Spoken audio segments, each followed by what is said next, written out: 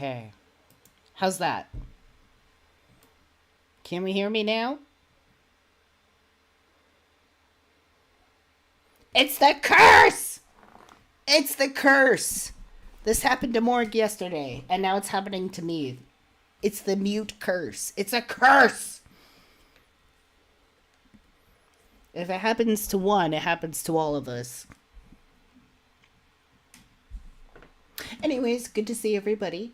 Thank you for coming. It's Friday. It's time to live stream here on my channel. I am Jan Daemon, and I am doing very poorly at quitting vaping. I tried to quit vaping this month, and I went, I've definitely cut down. We'll just say that. I've definitely cut down, but I'm still plagued by the vaping. So, I'm going to be vaping this episode. Sorry.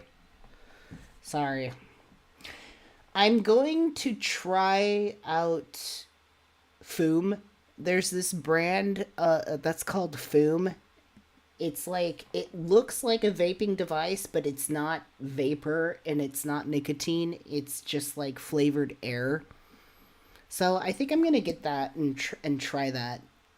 And the whole idea is that, like, I don't have to quit, like, the function of having something in my hand and, like, hitting on. They just take what they say is, like, the bad out of the habit. They take the nicotine out of the habit. So there's that update with me failing on the quitting vaping. It happens. It happens to the best of us. Why is my camera like all sorts of fucked up? There we go. That works. Good to see everybody. Today we are going to be watching the third GOP primary debate. This is something that is a little bit late.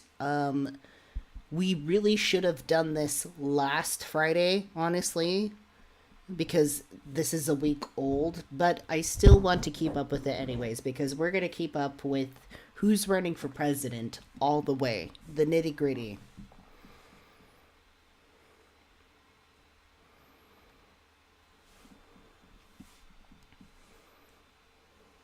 The nitty gritty. So tell me, how is your week? How are you doing? Anything exciting? Any good news? Any developments in your inner star actualization? This is the time to chat and ask questions and hang out. We're just going to hang out a bit until we start watching the debate.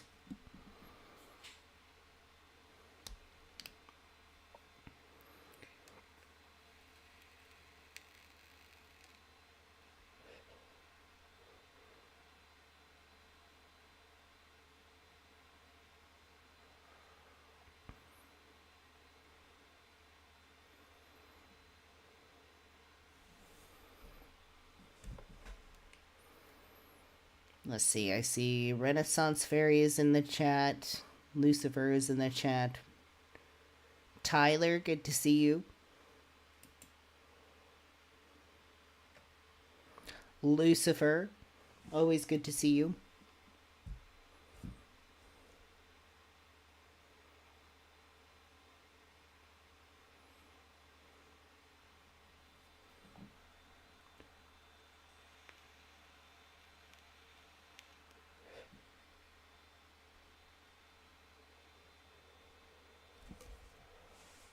Dead air, dead air. Okay, so we will be starting this shortly.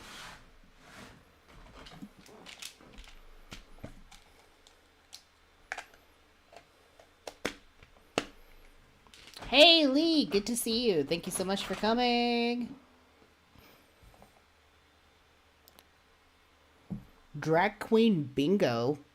What does that mean, Tyler?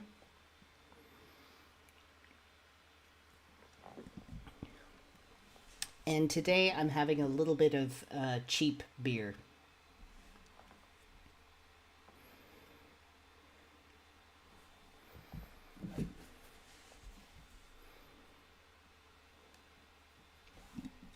Mainly because I think I need a little motivation to get through this debate. And again, this debate happened last week. Really, we should have done this last Friday, but here we are. We're going to do it this week.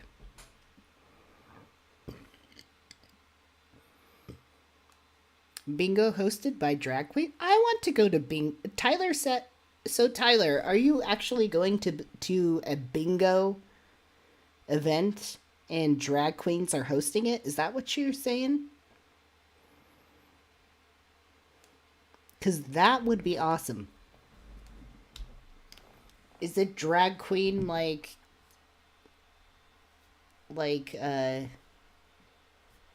is it that kind of like what bingo card? Like, is it all about like drag queens? Like, is the theme drag queen on the bingo card?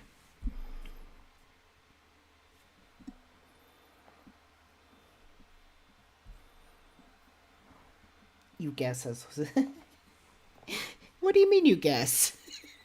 Would you get a flyer? How do you know about okay, so how do you know about this, Tyler? Like, did you get a flyer? Like, did you see a poster somewhere on a wall? Like, how do you know about this info?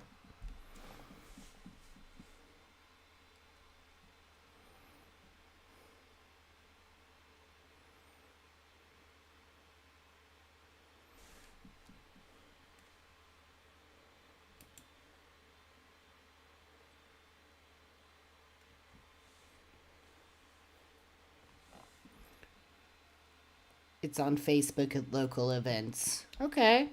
Are you going to go? Are you going to go to the drag bingo?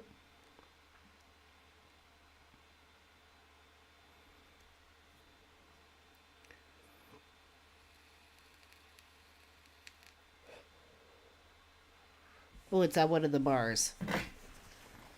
You should go. You should go and then report back to us, like, what it was like. Yes, I think I'll go. Go! Go! And let us know how it is.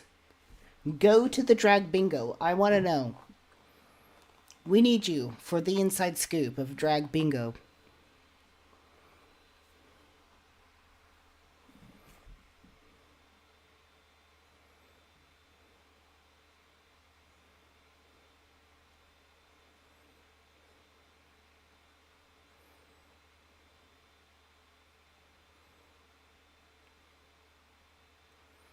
Joram? Is it Joram? Joram? I have no idea what you're talking about, dude.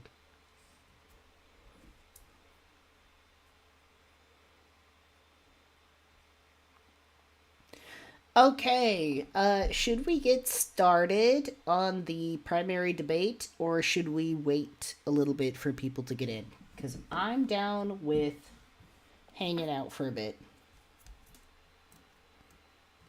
I could go either way.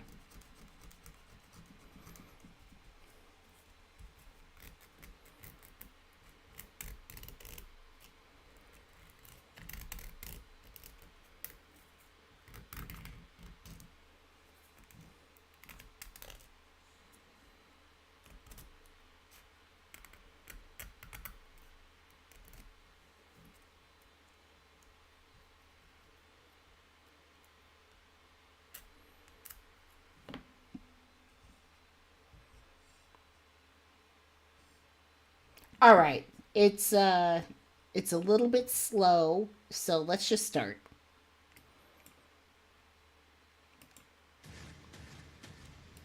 Are we ready? We're just going to start.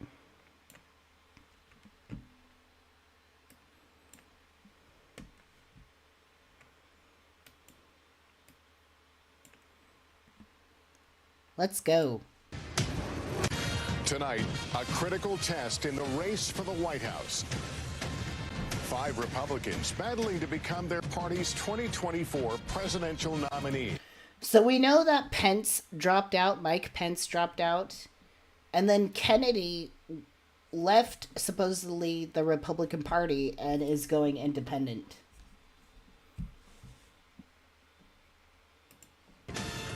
The candidates really ready down to to make 5. their case on why they're prepared to be commander-in-chief amid 2 wars on the world stage, how they plan to tackle stubborn inflation, and how they can unite a deeply divided electorate. Who is best to take on President Biden? And can any of them first beat former President Trump, who's far ahead in the polls? The candidates are here. Florida Governor Ron DeSantis, former UN Ambassador Nikki Haley, entrepreneur Vivek Ramaswamy, former New Jersey Governor Chris Christie, and South Carolina Senator Tim Scott. From NBC News, the Republican presidential debate. All right, let's go. From the Adrian Arst Center in Miami, Florida.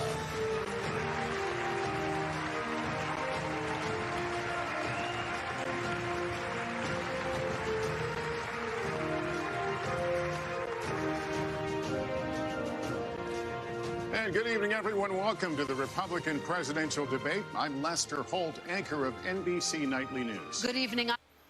Lee says, will they touch on any actual topics? We're going to see. I don't know, because we got this whole thing going on between Israel and Palestine, and that's messed up.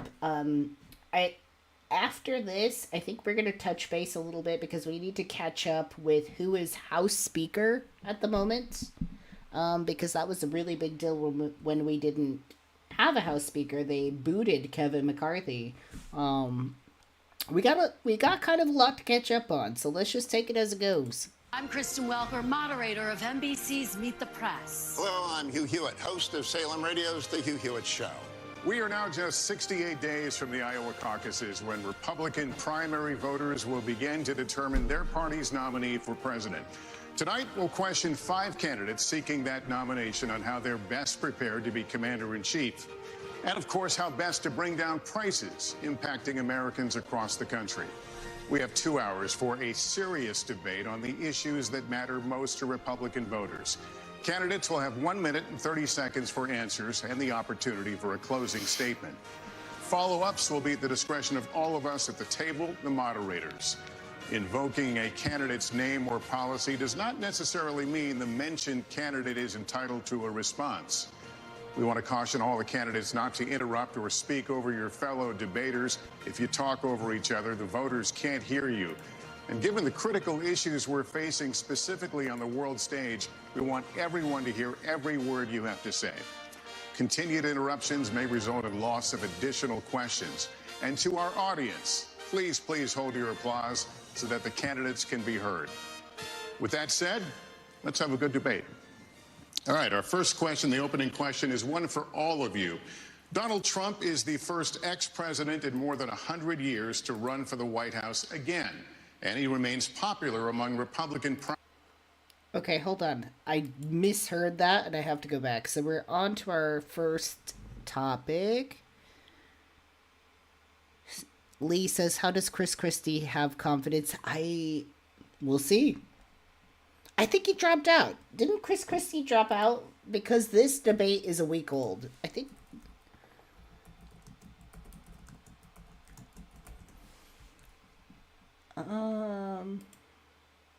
Imagine having that as your name. Not to poke fun.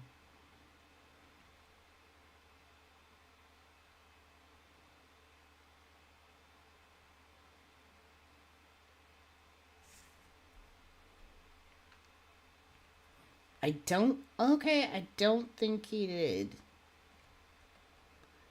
I think Chris Christie is still in. I'm sorry, if you're a parent and you know your last name is Christie, why would you name your child Chris? Just saying. Just saying. It's my opinion. Mean the mentioned candidate is entitled to a response. We want to caution all the candidates not to interrupt or speak over your fellow debaters. If you talk over each other, the voters can't hear you. And given the critical issues we're facing specifically on the world stage, we want everyone to hear every word you have to say. Continued interruptions may result in loss of additional questions. And to our audience, please hold your applause so that the candidates can be heard. With that said, let's have a good debate. All right, our first question, the opening question, is one for all of you. Donald Trump is the first ex-president in more than 100 years to run for the White House again, and he remains popular among Republican primary voters as his legal challenges mount. Governor DeSantis, let me begin with you on this one. Speak to Republican voters who are supporting Donald Trump. Why should you and not him be the Republican nominee to face Joe Biden a year from now? This country is in trouble, and the elites that have put us here, they don't care about you. They don't care that you're having to grapple with higher grocery prices or have higher gas prices. They don't care that your family's less secure because of the open border that's allowed drugs and even terrorists to come into this country. Well, I care. I am not going to sit idly by and let this country continue its downward spiral. We need leadership, and we need it now. I'll take the hits, I'll take the arrows, I'll take the slings, because ultimately it's not about me. It's about you. I will fight for you. I will make sure to lead this country's revival, and I will win for you and your family. Actions speak louder than words. We don't have time for excuses, and it's not something that we're going to be able to have all these distractions. As a veteran, I will get the job done. Now, if you look where we are now, it's a lot different than we were in 2016. Ron DeSantis is not real. You know, he just isn't real. He really isn't. I mean, he's literally a lizard person. I don't actually believe in reptilian people. I hate that I have to, like, put that out there. I hate that I can't just joke about shit without somebody clipping that and taking it seriously. But, like, Ron DeSantis is a lizard person. I get uncanny valley just looking at Ron DeSantis and just there's something about him that isn't fucking real. He's a mannequin, okay? You know what uncanny valley is? Anybody in the chat? It's that thing where animatronics and statues kind of freak you out, where they seem realistic, but there's something about it that creeps you out. That's Ron DeSantis with me. I get uncanny valley with Ron DeSantis. And Donald Trump's a lot different guy than he was in 2016. He owes it to you to be on this stage and explain why he should get another chance. He should explain why he didn't have Mexico pay for the border wall. He should explain why he racked up so much debt. He should explain why he didn't drain the swamp. And he said Republicans were going to get tired of winning. Well, we saw last night, I'm sick of Republicans losing. In Florida, I showed how it's done. 1 year ago here, we won a historic victory, including a massive landslide right here in Miami-Dade County. That's how we have to do it. So I promise you this, as the nominee, next November I'll get the job done, and as president, I will deliver. Your time is up. Let me turn to Ambassador Haley. Audience, let me turn to Ambassador Haley. Why you and not the former president? Bunch of empty promises. So pretty much this whole question is like, why are you more special than Donald Trump? That's what's going on here. This is the question they have to answer. Like, why should you be president instead of Donald Trump? Which is just like, I mean, I guess it's an important question to ask, but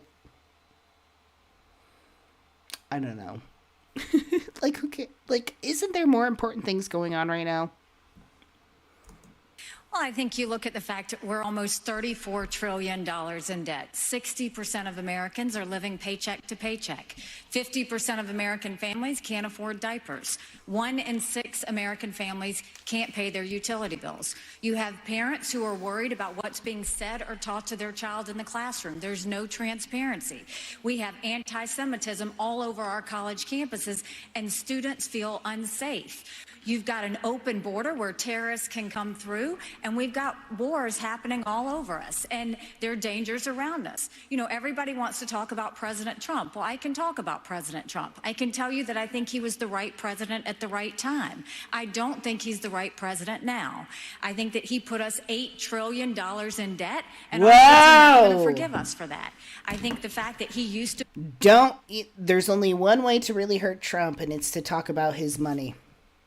Talk about his value in terms of currency. Hey, Elise, good to see you. Elise, one of our beloved moderators in the house.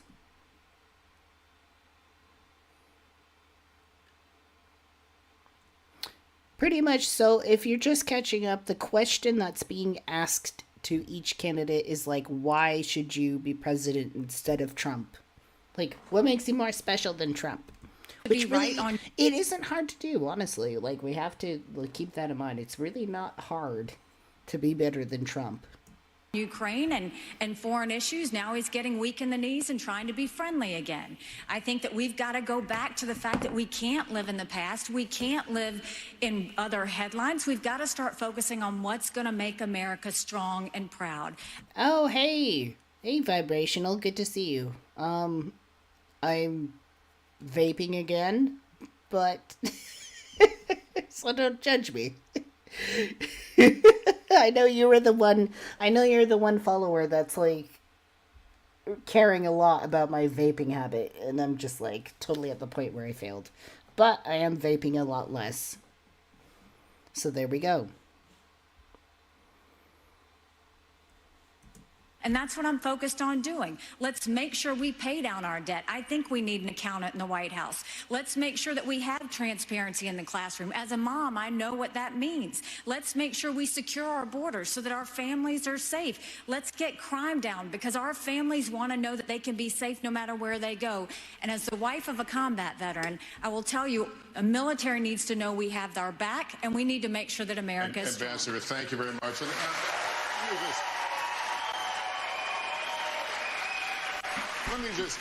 Let me just caution the audience. Let's not go down this road. We've asked you to please, keep restraining yourselves, and would be helpful so we can hear the candidates, because these are important issues and the voters want and need. That's a very nice way of saying stop fucking clapping. Shut the fuck up. Need to hear them. Mr. Ramaswamy, let me turn to you. Please make your case. Why should you be? I hate Ramaswamy the most. And this is going to be an interesting question because Ramaswamy very much supports Trump, loves Trump. So now he's being asked the question, why should you be president instead of Trump? This is going to be really interesting. He's the most Trump supportive candidate. Let's listen to what he has to say. The nominee and not the former president. I think there's something deeper going on in the Republican Party here, and I am upset about what happened last night. We've become a party of losers at the end of the day. It was a cancer in the Republican establishment. Let's speak the truth. I mean, since Ronna McDaniel took over as chairwoman of the RNC in 2017, we have lost 2018, 2020, 2022, no red wave that never came. We got trounced last night in 2023. He's not wrong. He's not wrong. However, let's keep listening. And I think that we have to have accountability in our party. For that matter, Ron, if you want to come on stage tonight, you want to look the GOP voters in the eye and tell them you resign, I will yield my time to you. And frankly, look, the people there cheering for losing in the Republican Party. Think about who's moderating this debate. This should be Tucker Carlson, Joe Rogan, and Elon Musk. We'd have What? What? What? We should have Tucker Carlson, Joe Rogan, and Elon Musk. What? Now this is... Okay, alright, I gotta give it to Ramaswamy. He knows how to hit, the main characters of this bullshit. He knows how to hit the main, Republican character. This is funny. This is funny to me. Okay, let's rewind just a little bit. Because, this is just really entertaining to me. What are you saying right Party now? here, and I am upset about what happened last night. We've become a party of losers at the end of the day. It was a cancer in the Republican establishment. Let's speak the truth. Cancer! I mean, since Ronna McDaniel took over as chairwoman of the RNC in 2017, we have lost 2018, 2020, 2022, no red wave that never came. We got trounced last night in 2023. And I think that we have to have accountability in our party. I don't know. I mean, he says we didn't actually get the red wave that, was promised. Do you think that's true? Because, I don't know. There's a good portion of Americans right now who are in the red, who are Republican, who are very extreme right, Christian nationalist right. So it's he's saying that, the red wave never happened, but did it or did it not? Give me your ideas in the chat. party. For that matter, Ron, if you want to come on stage tonight, you want to look the GOP voters in the eye and tell them you resign, I will yield my time to you. And frankly, look, the people there cheering for losing in the Republican Party. Think about who's moderating this debate. This should be Tucker Carlson, Joe Rogan, and Elon Musk. We'd have 10 times the viewership, asking questions that GOP primary voters actually care about and bringing more people into our party. You think the Democrats... He's not wrong. He's not wrong. And I'm not saying this in the sense that I support what he says. I'm just saying if they had Tucker Carlson, Joe Rogan, and Elon Musk as, like, the debate moderators, there would have been a lot more press to that. There would have been a lot more traffic to that. Like, that's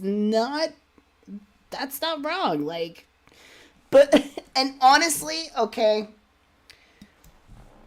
at a morbid level, in morbid humor, I would like to see that. I would like to see that. I would love to see that. It's not happening, but I would love to see that. For dark entertainment value. We've got Kristen Welker here. Do you think the Democrats would actually hire Greg Gutfeld to host a Democratic debate? They wouldn't do it. And so the fact of the matter is, I mean, Kristen, I'm going to use this time because this is actually about you in the media and the corrupt media establishment. Ask you, the Trump-Russia collusion hoax that you pushed on this network for years, was that real or was that Hillary Clinton made up disinformation? Answer the question. Go. Mr. Roberts. This is how we get our country back. We need accountability because this media rigged the 2016 election. They rigged the 20... I am a little bit evil. I have a lot of morbid humor about me, and I think it's because I've experienced a lot of terrible things in my life, and I've experienced a lot of trauma. Some people respond to trauma and terrible things with really dark humor. So that's kind of me.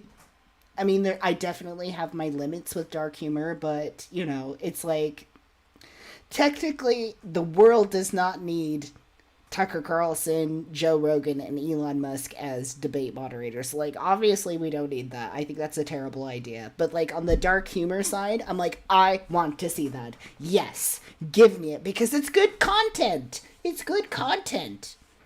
And you know it. You know it. I have to pee. I'm so sorry. I need to pee. I'll be right back.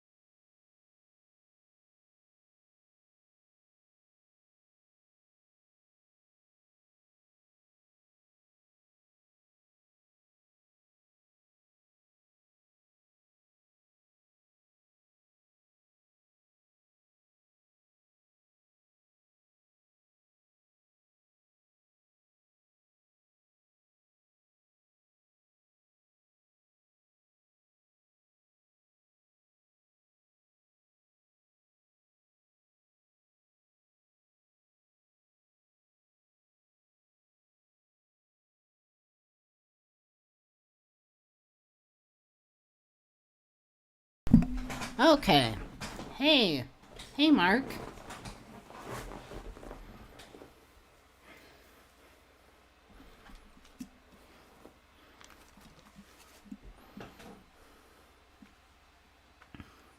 Good to see you, Mark, one of our beloved moderators in the house. Okay, let's get back to Ramaswamy. Let's backtrack it a little bit.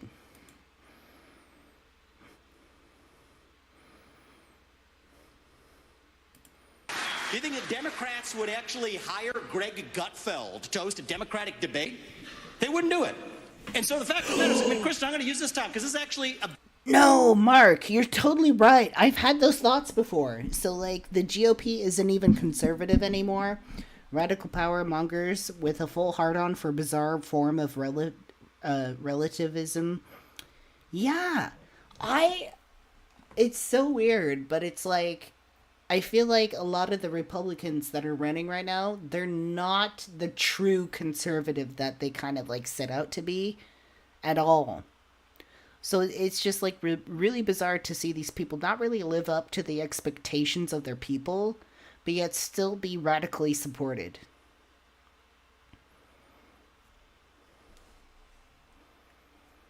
Interesting. About you in the media and the corrupt media establishment ask you the Trump-Russia collusion hoax that you pushed on this network for years. Was that real, or was that Hillary Clinton made up disinformation? Answer the question. Go. Mr. Roberts. This is how we get our country back. We need accountability because this media. This man's trying to break the fourth wall. They rigged the 2020 election with the Hunter Biden laptop story. Oh, shut up. This election. Your time is up. Accountability. Let me turn to Governor Christie. Why you, audience? Let's not do this. Let's not do this. Let's let the candidate speak. Governor Christie, why you and not former President Trump? Here we go, Christie. Well, Lester, look, you said it at the beginning of the debate. We are dealing with extraordinarily. Hey, Cassie, good to see you. We got 3 moderators in the house now. Good to see Cassie. Everybody respect our moderators. They are good people and they know what they're doing. Important issues facing this country right now. We never have problems in this chat, honestly. This is one of the most, like, sanctified, like, glorious golden chats ever. Like, everybody who's in our chat is a wonderful person, and yeah, we never have problems. You know, it's definitely going to get to a point someday. I think we're definitely going to grow and we're going to get more people in the chat, and there's going to come a day where it's not so comfy and cozy, you know, just amongst ourselves. It's going to get, like, spread out, and there's going to be, you know, some weird people in there. But for now, I think it's awesome to just enjoy what we have. So it's good to see the moderators, and it's good to see everybody here. Let's get back. Yeah. We have our greatest ally in the Middle East under fire from a terrorist group that has committed to wiping them and every Jewish person in this world off the map. Oh, shut up. We have Ukraine with Vladimir Putin, a communist KGB dictator who wants to put the old band back together. He's starting in Ukraine, and he's going to move to the Baltics and Poland after that. We have inflation in this country that is choking.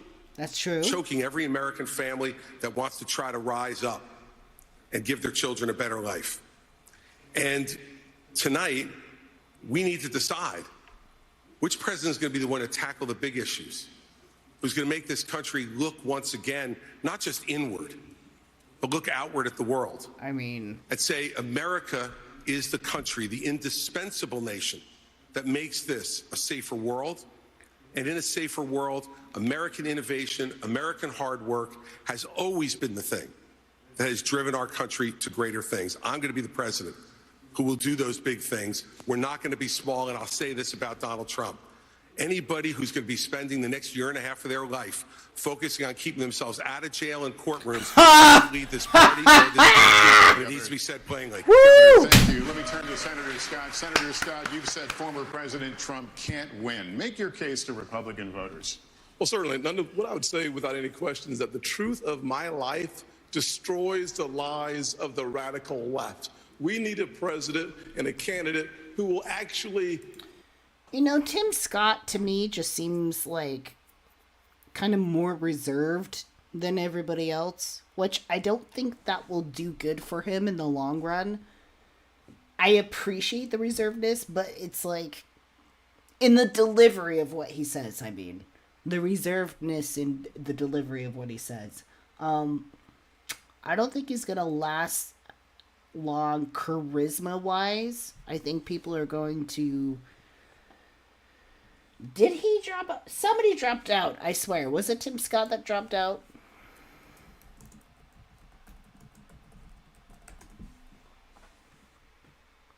Yes! Oh, I thought it was Chris Christie that dropped out. No, Tim Scott is out.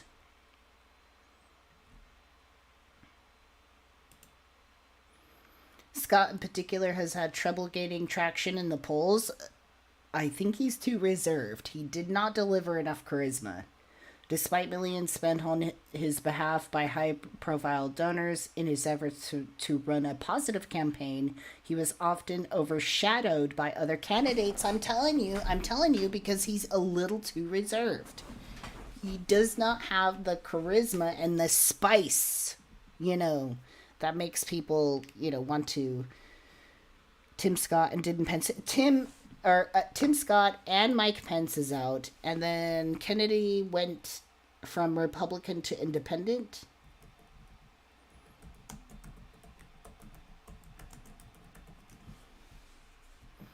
So RFK Jr.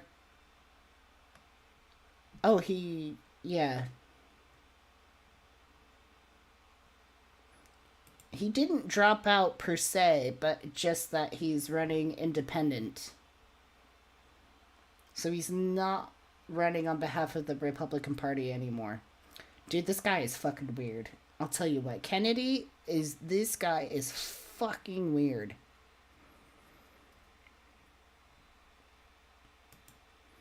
Okay, so let's keep that in mind, because like I said, we were supposed to watch this last Friday, so this is pretty old. So just keep in mind at this point, Tim Scott has dropped out, and I can see why. And honestly, there's something about running for the Republican Party that, you really have to deliver a lot of zest that I don't think candidates moving forward will be able to live up to the sort of zest and the charisma that Trump has. As much as I hate Trump, he has a zest and a charisma that really entraps people. Those are big shoes to fill, and I don't think we're gonna get a president like that ever again. I really don't. Anyways. Help our base solidify and attract independent voters into our party. The Great Opportunity Party is now winning back African-American voters and Hispanic voters because we are working on a foundation based on faith. Our nation is facing some deep challenges. It is the loss of faith in this nation that is a part of the erosion that we're seeing every single day. It's restoring faith, restoring our Christian values that will help this nation once again become the city on the hill. When Ronald Reagan talked about the city on the hill, he was coming from Matthew 5. When President Lincoln talked about a house divided, that was Mark. Our founding documents speak to the importance of a faith foundation. You don't have to be a Christian for America to work for you, but America does not work without a faith-filled Judeo-Christian foundation. I would be the president who helps us restore faith in God, faith in each other, and faith in our future.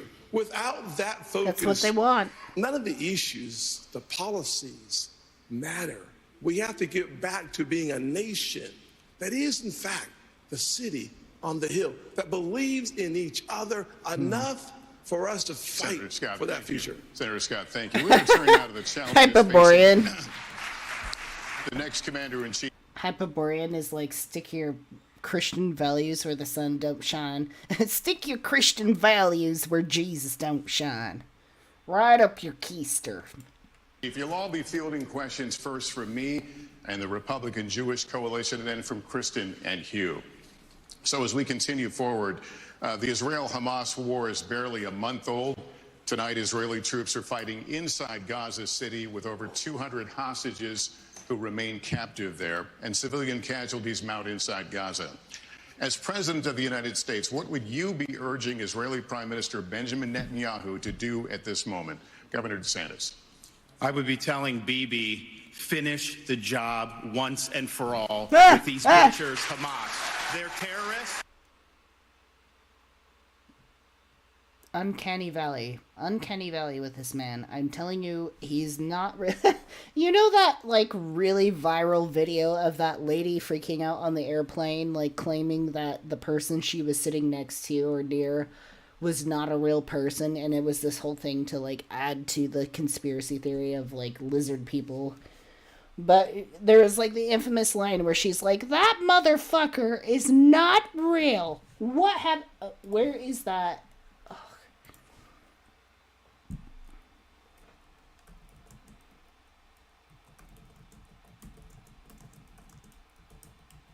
Where is that?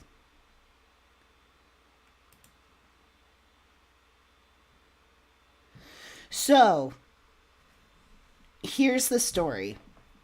Regular airplane flight, and one woman on this plane was sitting near somebody who, like, I don't really know the full story. I guess she was just vaguely trying to interact with them or something, but it creeped her out, and she started, like, really like yelling and just freaking out and just being like totally scared. And I think she got a sense of uncanny valley or something, or something like really triggered her that part of her like brain that like triggered the fear response. But I don't know if you've all seen this, but this was like July 17th of this year, so this is pretty like a thing. But it's like it's just really iconic what she says, like the whole freak out. And this is how I feel about Ron DeSantis. That motherfucker back there is not real. And you can sit on this plane and you can fucking... Oh no, okay, so that was a joke one. I'm trying to find the original one, but she like really freaks out.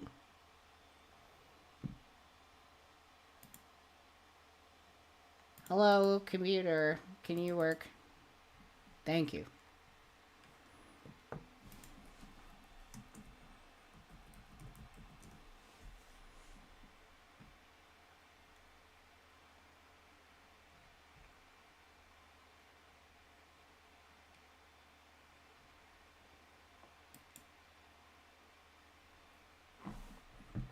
Like, she went totally viral.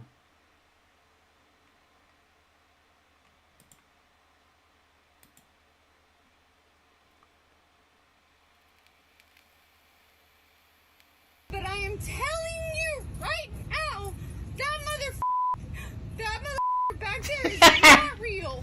Say whatever you want. It's not real. I'm telling you, I'm getting the off, and there's a reason why I'm getting the off, and everyone can either believe it or they cannot believe it. I don't give two but I am telling you right now, that motherfucker back there is not real. That motherfucker! And you can sit on this plane and you can die with them or not. I'm not going to. And there's a reason why I'm getting the off. They just keep replaying it. But, like, you get it. This is how I feel about Ron DeSantis. This is how I feel. When I look at him, I'm like, that motherfucker is not real.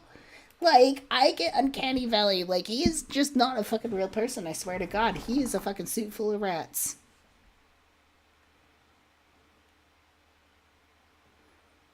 That motherfucker. It's so funny. It's just her pitch of voice and everything just amuses me so much. That motherfucker is not real.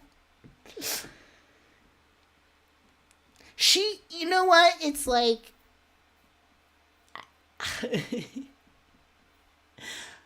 I kind of slightly feel bad because I'm like, there must have been something to really upset her, right? Even in her own crazy warped narrative of how she's experiencing reality, like in her own reality tunnel, I just like, I imagine that something really creeped her out. And I just like, I wish I knew more about that. Anyways, this motherfucker is not real. They're massacring innocent people. They would wipe every Jew off the globe if they could. He cannot live with that threat right by his country. The Hamas should release every hostage, and they should unconditionally surrender. I'm sick of hearing the media. I'm sick of hearing other people blame Israel just for defending itself. We will stand with Israel in word and in deed, in public and in private. And I can tell you, as governor, we got a lot to unpack there. This is like weird conservative Republican like support of Israel. And we've covered Israel versus Gaza and Israel versus Hamas before, and Israel is not just simply defending itself. Israel is guilty of instigating a lot of shit. Now, this is not me supporting Hamas. This is not me supporting terrorism or killing or slaughter or anything like that. I'm just saying, point blank, Israel instigated things, okay? This is just what happens. Actually did something about it. Biden's neglect has been atrocious. We had Floridians that were over there after the attack. He left them stranded. They couldn't get flights out. So I scrambled resources in Florida. I sent planes over to Israel, and I brought back over 700 people to safety. There could have been more hostages had we not acted. And I'll tell you this, I met the first plane load when they came to Florida, and one of the mothers pointed to a 6-year-old daughter, and she said, my daughter had been saying the last 2 nights, Mommy, I don't want to hear any more bombs, no more rockets. I just want to get back to Florida. So there's a difference between words and deeds. We acted. I just want to get back to Florida. Thank you. Ambassador Haley, what would you do? What would you be urging Prime Minister Benjamin Netanyahu to do? Would you consider a humanitarian pause, for example? The first thing I said to him when it happened was I said, finish them. Finish them. What? And the reason is I worked on this every day when I was at the United Nations. I'm sorry, what do you mean by finish them? Excuse me, lady. Excuse me, bitch. And we have to remember that they have to, 1, eliminate Hamas, 2, support Israel with whatever they need whenever they need it, and 3, make sure we bring our hostages home. We need to be very clear-eyed to know there would be no Hamas without Iran. There would be no Hezbollah without Iran. There would not be the Houthis without Iran. And there wouldn't be the Iranian militias in Syria and Iraq that are trying to hit our... Okay, so what she's saying is really troubling me. Saying, like, there would have been no Hamas without Israel. Well, no shit. Because of Israel treating Palestinians like absolute garbage and pushing them out of their own homelands, yeah, no shit, they rallied together and put something together. And again, I'm not saying I support that. I'm not saying I support Hamas. I'm just saying this is what happens when you push people into a corner and they have no other choice but to lash out. I don't like what she's saying. There would be no Hamas without Iran. Well, no shit. I think that's very bizarre of her to say, honestly. I'm really troubled by that. I don't like that at all. I don't like the way she's thinking. Military men and women if it hadn't been for Iran. And who is funding Iran right now?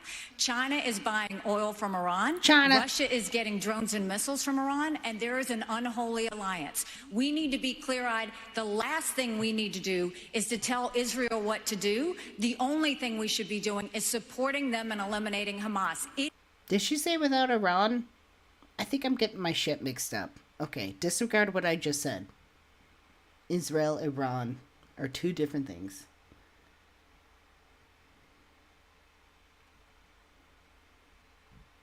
It is not that Israel needs America. America needs Israel. They are the tip of the spear when it comes to you fucking kidding Islamic me? terrorism, and we need to make sure that we have their backs in that process.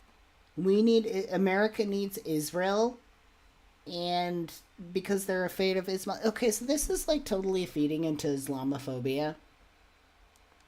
Like, straight up, which we've already been dealing with since 9/11. Okay, we're already doing that. That's already been a trend. So this is definitely a rekindling of the Islamophobia, the, like, just being completely and utterly terrified of anybody that's Muslim. Which is not going to do any good for the Muslim people, because whether or not people would like to admit, there are regular ass, very chill, very open-minded Muslims, okay? There are Muslim people that are on board with the, evolution of humanity to a higher state. But, if we constantly demonize these people and group them all together, that's not going to do very well for them, right? That's not really helping out our fellow people. Whether as a Neogenian, me personally, and this is just my personal opinion as a Neogenian, I do not feel like things like Christianity, Islam, Judaism, things like that, I don't think that these are going to be things that are completely eradicated to the point where, like, people can't even talk about it or think about it or anything like that. Like, it's just completely banned. I think these religions will evolve over time to be more accommodating to what is the truth of humanity at the core of who we are as, eternal beings and things like that. I'm really against Islamophobia. I'm really against targeting all Muslim people and grouping them together and lumping them together as, like, some crazy thing, because that's just not the case. All right. There's really crazy Christians out there that I just can't even, talk with or even interact with. And then there's Christians that are so open-minded and they just have a very different, idea about Christ and, where they're taking that, and it's very compatible with Neogenianism.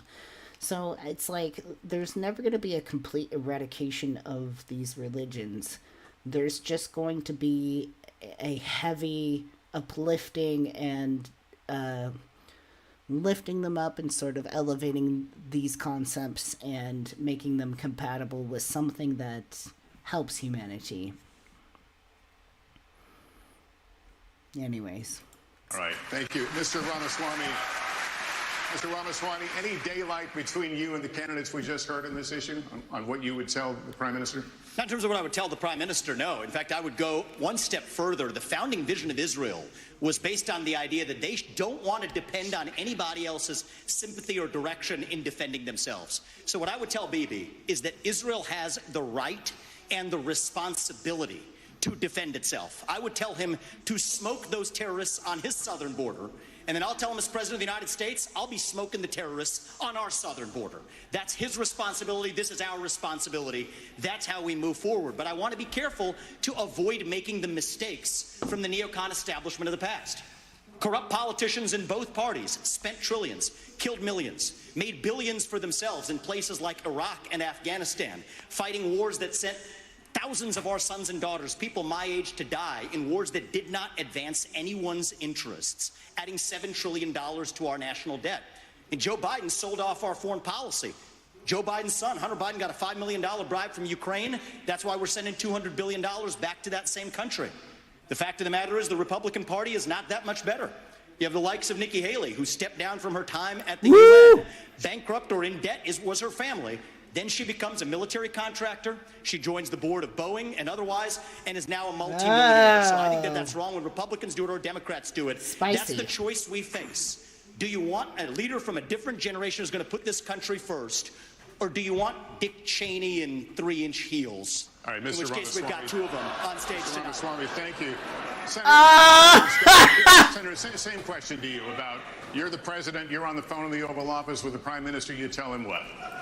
He literally just referred to Nikki Haley as Dick Cheney with 3-inch heels. That is some spice, my friends. That is some spice. But number one, I would tell Prime Minister Netanyahu, not only do you have the responsibility We're back with Tim Scott. Tim Scott has dropped out at this point. Off of the map. We will support you. We will be there with you. We'll stand shoulder to shoulder. There will be no daylight. But I would change the station a little bit, though, and head back home to America. I would say to President Biden, diplomacy only is a weak strategy. Mark says, unfortunately, that was apt. I mean, I don't like Ramaswamy, but he is kind of laying down some truths here in his criticism of the Republican Party. We'll see if that works for him in the long run. Appeasement leads to war. From President Obama to President Biden, Obama sent millions to Iran. Frankly, President Biden has sent billions to Iran. That is why I've said that there's blood dripping from the hands of President Obama and President Biden. I would tell President Biden with great clarity, if you want to stop the 40-plus attacks on military personnel in the Middle East, you have to strike in Iran. If you want to make a difference, you cannot just continue to have strikes in Syria on warehouses. You actually have to cut off the head of the snake, and the head of the snake is Iran and not simply their proxies. In order for us to have a powerful response from America, we have to be in a position of strength. As President of the United States, my foreign policy is simple. You cannot negotiate with evil. You have to destroy it. All right, Senator Scott, thank you. All right, Senator Scott dropped out, so it doesn't even fucking matter at this point. Governor Christie, I want to get you to weigh in here. Look, Lester, these problems are so big and serious that the first thing I would say to Prime Minister Netanyahu is pretty simple. America is here, no matter what it is you need at any time, to preserve the state of Israel. Remember that Hamas's main goal is to get rid of Israel, is to get Israel absolutely off the map. Now, there are three things I think I would say to him when he asked for advice. The first I would say is that it is absolutely your obligation to protect the territorial integrity of Israel. Secondly, to make sure you protect the security and the safety of your people. Every time something happens to compromise either one of those things, it creates greater unrest in the entire region. I don't think Chris Christie is going to make it to the end. I really don't. And again, it boils back to that, like, charisma thing. Like, he says some pretty reasonable stuff, but he just, like, doesn't have that zest that, like, Ramaswamy is bringing, and even Nikki Haley is bringing. And unfortunately, as much as I hate Ron DeSantis, people love him. Second, you must go in and make sure that Hamas can never do this again. The fact is that Israel and their intelligence community failed. They failed here, and they failed the people of the state of Israel. And so we need to work closely and better together to make sure, one, that they're degraded, and two, that we know everything that's going on inside the Gaza Strip when it's going on, so that something like this can't happen to kill 1,400 individuals again. And the third thing is to keep your eye on the ball. Make sure that we continue to isolate Iran. Work with the reasonable nations in the Middle East, the other Arab nations who want to partner with you, and make sure that we continue to isolate Iran so that their only friends in the world are the part of the evil foursome: China, Russia, Iran, and North Korea. Governor Christie, thank you very much. And we're going to continue in this vein right now with a question from Matthew Brooks, the CEO of the Republican Jewish Coalition, a partner of the Republican National Committee in this debate. Here it is. Given attacks by Iranian-backed proxy groups on U.S. military bases in Syria and Iraq, attacks that have wounded approximately 24 of our U.S. servicemen, do you support the use of military force by the United States against Iran? Governor Haley, would you please answer that? Yes, I'd first like to say they're 5-inch heels, and I don't wear them unless you can run in them. Woo! Bitch! Fucking slay. They're not 3-inch, they're 5-inch. She was waiting for, she had time to think about that. Two of you on stage. The second thing that I will say is I wear heels. They're not for a fashion statement. They're for ammunition.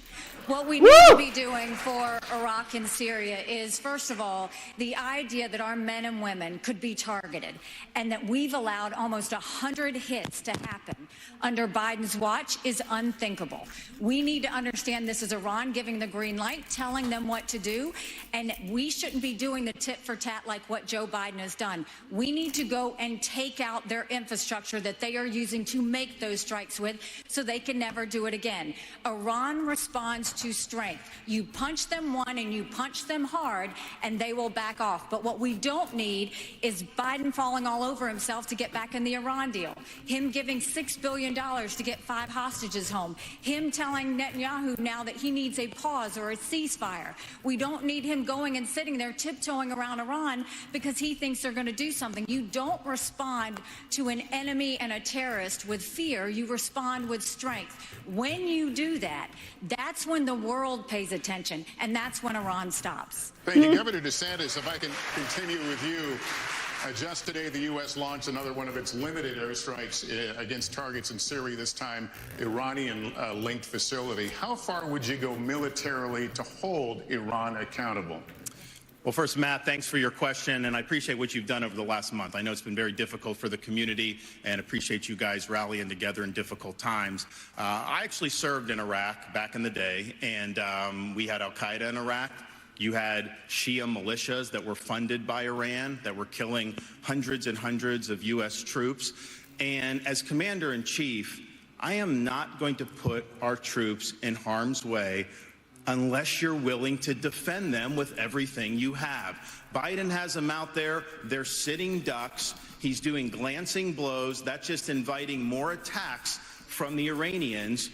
I would say you harm a hair on the head of an American service member, and you are going to have hell to pay. We are not just going to sit there and let our service members be sitting ducks, and that's true whether it's Iran or whether it's any country on the world. We have to be strong, and we have to defend the people who defend us.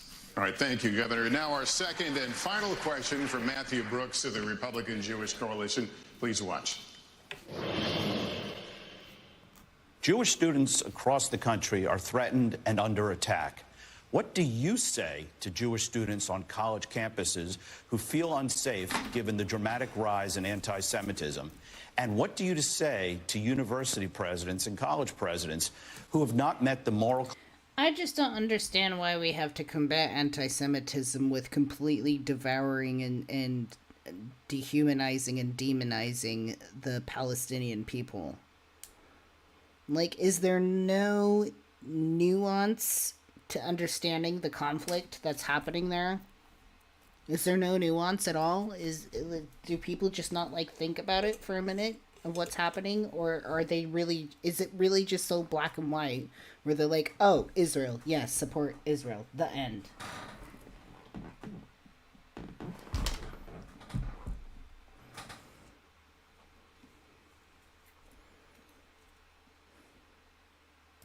clarity moment to forcefully condemn Hamas terrorism.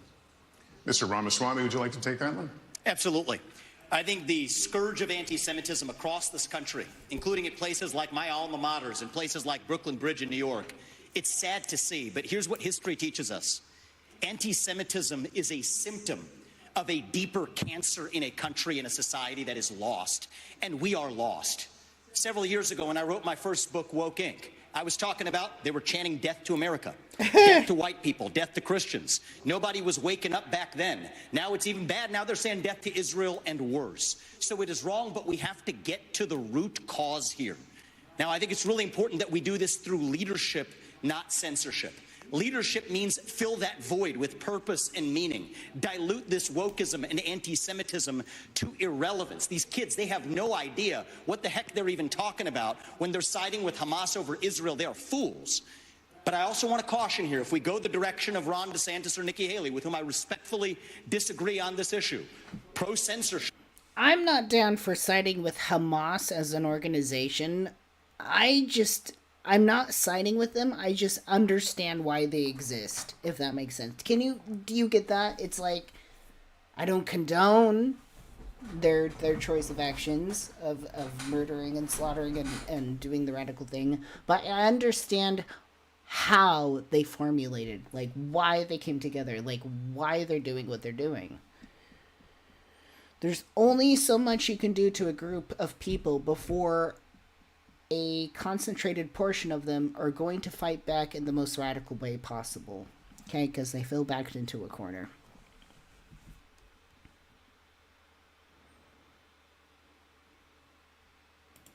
Telling student groups to disband.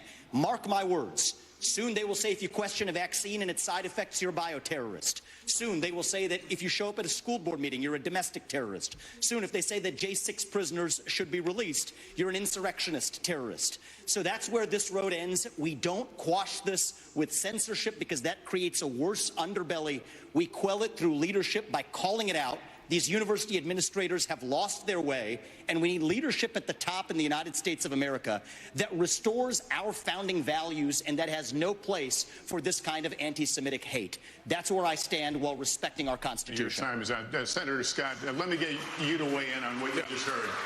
Well, let me just say to every single university president in America, federal funding is a privilege, not a right, number one.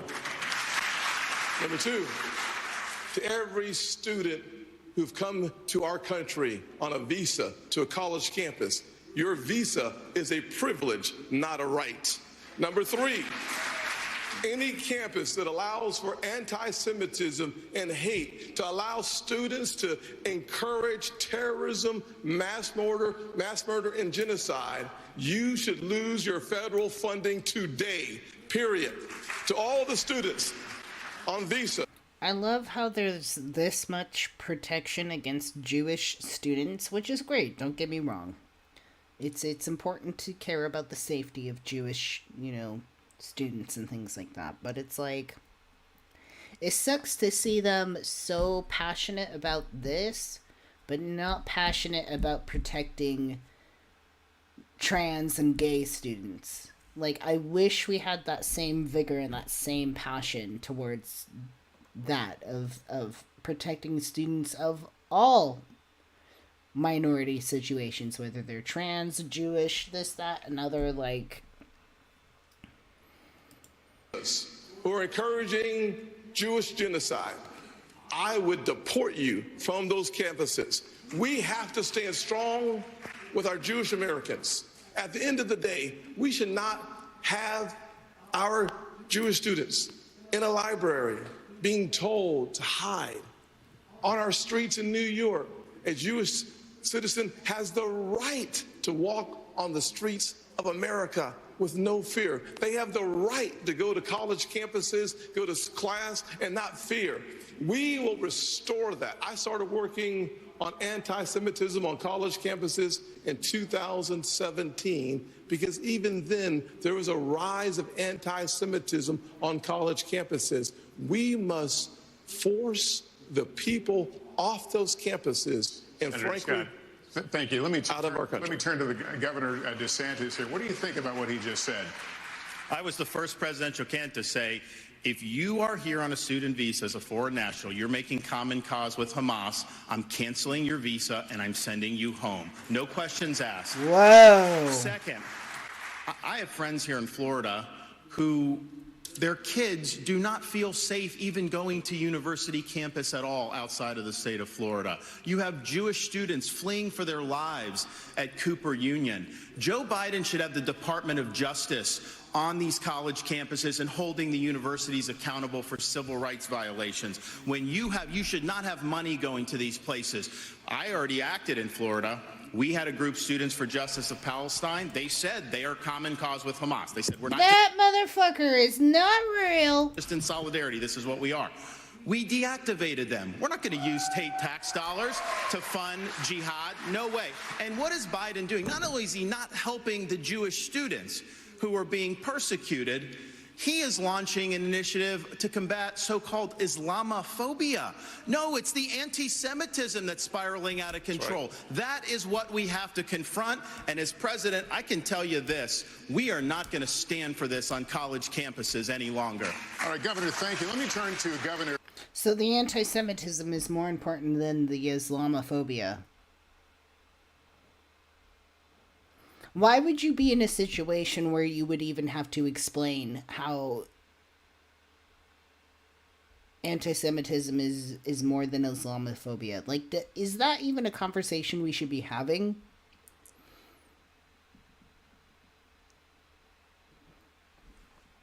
I don't know. Governor Christie, and considering what he just said, you led a state with a sizable Muslim population. Last month, as you know, a 6-year-old Palestinian-American boy was killed in Illinois by his landlord. His mother was also stabbed more than a dozen times in what has been charged as a hate crime. What do you say to Muslim Americans who are also feeling afraid for their safety right now? Lester, I'm the only one on the stage who's actually had experience in dealing with this. I was appointed by President Bush to be the U.S. Attorney in New Jersey on September 10th 2001. And when I took over that job after the September 11th attacks, I had to deal with a situation in our state that was explosive. We're the most ethnically diverse state in this country. And so first, we heard credible reports about Jewish students and synagogues being threatened in our state in the aftermath of 9/11. We made sure that we sent federal agents to those synagogues and we protected them, and the same thing should be being done now. At the very same time, I personally went from mosque to mosque in New Jersey and met with the leaders of those mosques and with the members of the mosques. And I said to them, law enforcement is on your side to protect you, regardless of your religion, if you are going to comply with the law.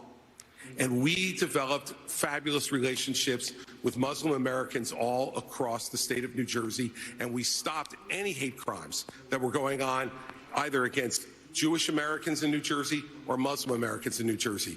It takes leadership, Lester, to know how to do this. You must work with both sides. Both sides need to know it, but let us never have a false moral equivalence between Hamas and Hezbollah and the Jewish people.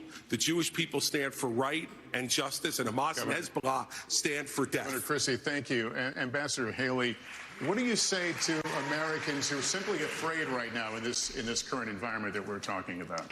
I think, you look at the country, and the country is all out of sorts. I think, look at what these kids are dealing with on college campuses. What makes me so angry is not only do you have the kids barricaded in the library, they've said they were going to shoot up the kosher dining hall. You've got kids' dorm rooms who are being set on fire because they have... Wait, where are these cases? I don't, where is the...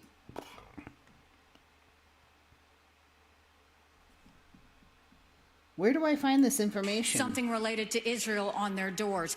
Where's the sources for this information? No person should ever feel in danger like this. And this is what I would say about our college presidents, is if the KKK were doing this, every college president would be up in arms. This is no different. You should treat it exactly the same.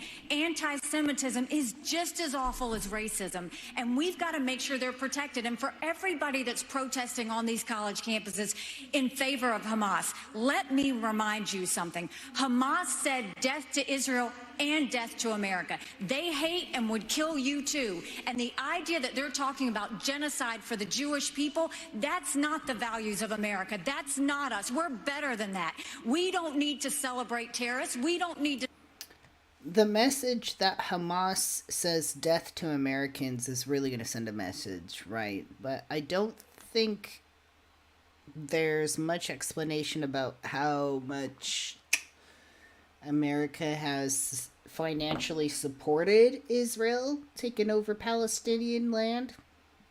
Just saying. Just saying. Celebrate genocide. We don't need to celebrate violence towards anybody. We need to go back and soul search in our country and remember what we are about. And we are about taking care of people, not going and making them live in fear because some other terrorist activity says they want to destroy them. Ambassador, thank you. Kristen.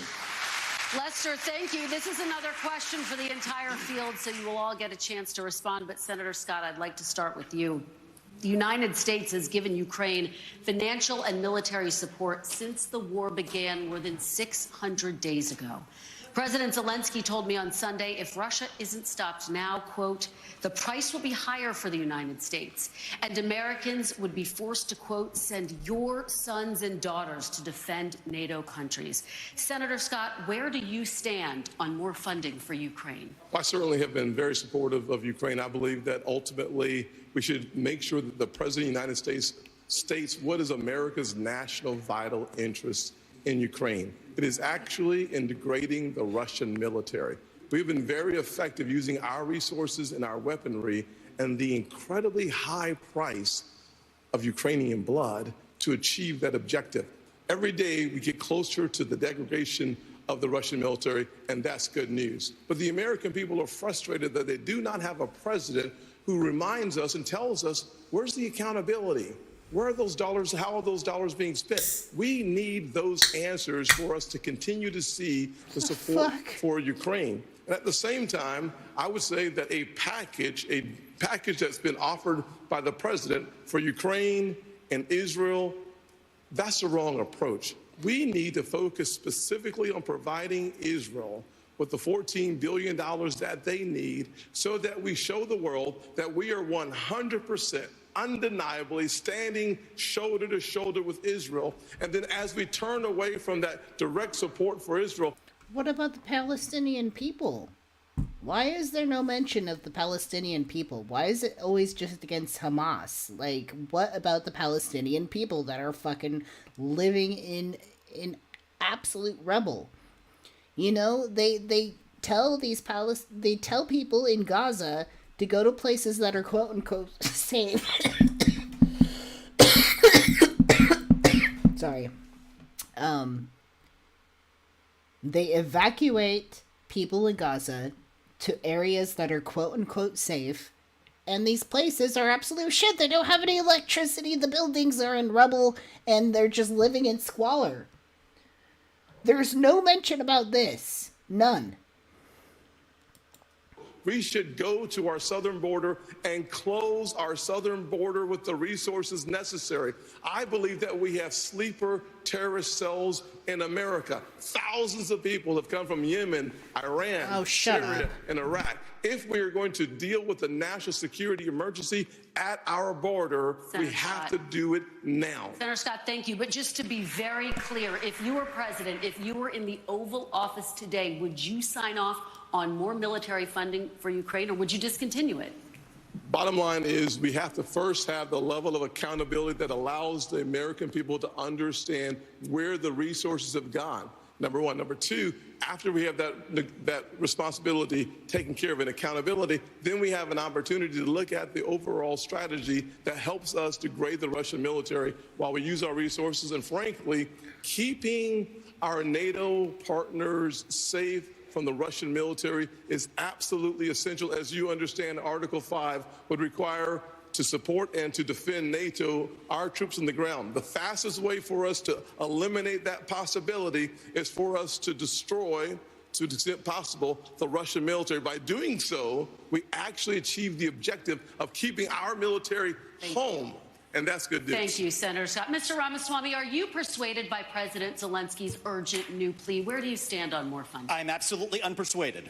And I'm actually enjoying watching the Ukraine hawks quietly, delicately tiptoe back from their position as this thing has unwound into a disaster. The first half of this race, I was the only person standing for it. Now they're actually quietly coming around to being more cautious, as they should. Level with the American people here. Ukraine is not a paragon of democracy. This is a country that has banned 11 opposition parties. It has consolidated all media into one state TV media arm. That's not democratic. It has threatened not to hold elections this year unless the U.S. forks over more money. That is not democratic. It has celebrated a Nazi in its ranks, the comedian in cargo pants, a man called Zelensky, doing it in their own ranks. That is not democratic. More facts for you that you won't hear from the mainstream in either party or the mainstream media. The regions of Ukraine that are occupied by Russia right now, in the Donbass, Luhansk, Donetsk, these are Russian-speaking regions that have not even been part of Ukraine since 2014, that other people probably couldn't name those provinces for you. Those are the hard facts. And so to frame this as some kind of battle between good versus evil, don't buy it. And I'd like the likes of the sharpest of the war hawks on Ukraine, Nikki Haley, to have some accountability and answer. Do you want to use U.S. taxpayer money to fund the banning of Christians? That is actually what's happening. What the fuck? They're using the Ukrainian Orthodox Church. They have banned them. The Ukrainian parliament just did this last week. This man is flying off the handle. Supported by our dollars. And I think you owe it to the American people, Nikki, to at least this one time at least condemn. Thank you. That's time. At least to condemn their banning of Christians. Mr. Ramaswamy, thank you. Mr. Ramaswamy, thank you. We asked the questions. Ambassador Haley, what is your take on more funding for Ukraine? I am telling you, Putin and President Xi are salivating at the thought that someone like that could become president. They would love to. So this is what I will tell you. We're driving Russia into China's hands because of these. I don't like her, but she's got the spice. Had your time to talk. The ambassador has the floor. Thank you. The first thing I'll tell you is We all remember what that thug did when he invaded Ukraine. We all know that 500,000 people have died because of Putin. And here is a freedom-loving, pro-American country that is fighting for its survival and its democracy. No, I don't think we should give them cash. I think we should give them the equipment and the ammunition to win. And I'll tell you, if Biden had done it when they first asked for it, this war would be over. But let's also remember this. When you left Afghanistan in shambles and left them with a ton of weapons and money, it's not that we left, it's how we left. When you look at Ukraine, don't think for a second, now everybody wants to move away from Ukraine. They'll want to move away from Israel a year from now. America can never be so arrogant to think we don't need friends. After 9/11, we needed a lot of friends. Now is the time to get partnerships. This unholy alliance between Russia, Ukraine, and China is real. There is a reason the Taiwanese want us to support the Ukrainians. It's because they know that China's coming after them next. There is a reason Ukrainians want us to support Israelis, because they know that if Iran wins, Russia wins. Ambassador, we have to see the combination of the three. Ambassador, thank you. Governor Christie, what is your take, and how long should Americans be expected to help fund the war in Ukraine? Kirsten, let's remember the last time that we turned our back on a shooting war in Europe. It bought us just a couple of years. And then 500,000 Americans were killed in Europe to defeat Hitler. This is not a choice. This is the price we pay for being the leaders of the free world. And the fact is, this alliance is not just with Russia and China. Governor Haley knows this. Iran is in the middle of this as well, and so is North Korea. And they are all working to support Russia right now. And the reason they're doing it is because dictators work together. People who believe in democracy work together. We must stand with all of those that are standing up for democracy and freedom in this world. And by the way, let's remind everybody of this. In 1992, this country made a promise to Ukraine. We said, if you return nuclear missiles that were part of the old Soviet Union to Russia and they invade you, we will protect you. An American promise that's 31 years old is no different than an American promise that's made tonight on this stage. We need to stand by it. And those of us who forget history are doomed to repeat it. But we're not really helping Ukraine. So I don't understand that passion. And I'd like to respond. And the absolute giving in to dictators, which is being suggested on this stage, just shows the immaturity of the approach. Governor Christie, thank you. Governor DeSantis, I'd like you to weigh in on this idea. Are you concerned that this could become a wider war if Putin is not stopped now? Well, any suggestion by Zelensky or anyone else that we're going to eventually have U.S. troops there, I can tell the American people when I'm president that will not happen. We are not going to send your sons and daughters to Ukraine. I am going to send troops to our southern border. If you look at the threats that we face, terrorists have come in through our southern border. I'm going to shut it down. I'm going to have the military, and I'm going to deport the people who've come. Never mind what's going on in Ukraine. Let's talk about what's going on in Mexico right now, apparently. Particularly under Biden, who've come from the Middle East, come from all these places. Now, Biden wants $105 billion. 60, most of that's Ukraine, including some of it going to pay pensions for bureaucrats and salaries. That is a totally ridiculous use of American tax dollars. He says he has money for border to try to do, and the media will repeat that. When you look at it, what most of the money is money to process more illegal aliens into this country. How is that solving the problem? That's making the problem worse. And what does he do for the Indo-Pacific? A pittance. That is the top threat that we face. We need to bring this war to an end. We need the Europeans to step up and do their fair share. And we need to get serious about the top threat that this country faces, which is the Chinese Communist Party. So if I may Thank you, respond Governor. to the Ukraine question. In fact, we are going to go from the hot wars in Ukraine and Gaza and Israel to what many people are calling the new Cold War with China. And I remind the audience that it's important for our visitors at home to be able to hear you, and especially for the people in Beijing to hear you. Many Republicans believe that the Chinese Communist Party and General Secretary Xi is an existential threat to the United States. The flashpoint is Taiwan. For decades and decades, the American military, but primarily the United States Navy, has deterred an attack from China to the island state of Taiwan. that Ronald Reagan's Navy of 600 ships is gone. Now, the question to you is, and I'll start with you, Ambassador Haley, because you were in President Trump's cabinet. His goal was a 355-ship Navy. That's what he pushed for. He got to 300. It's now at 291. Is that big enough to deter and, if necessary, defeat an invasion of Taiwan? China has the largest naval fleet in the world. They have 350 ships. They'll have 400 ships in 2 years. We won't even have 350 ships in 2 decades. China has built up their military. It's not just land, air, and sea. They're doing cyber. They're doing artificial intelligence. They're doing space.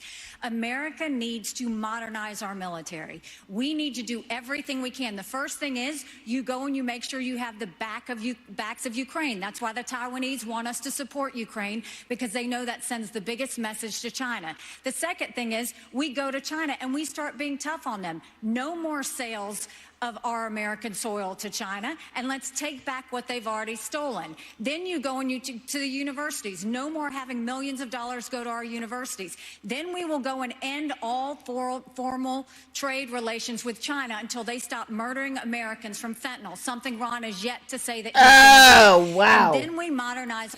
That's, that is so heavy. It's like, can we just unpack this a bit? Anyways, I gotta pee. I'll be right back. I need a pee screen. I need a pee screen for when I go to pee. I need to hit a button, and then, like, a screen comes up and says, Jan is peeing. I wonder if we can just, like, create one on the spot. Pee scene. Whoa! It's dark.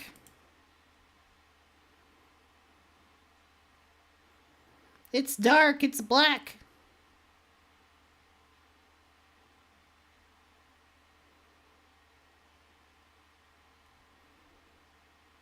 Where's the text? Oh, there we go.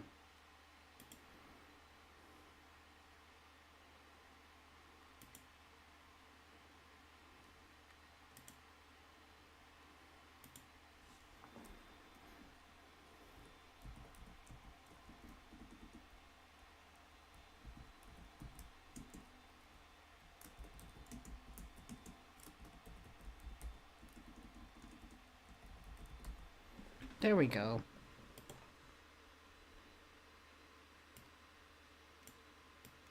There we go. The P screen. There we go. All right. Okay, so we got a peak screen for now. We will see how that goes. All right. Okay, I'll be right back.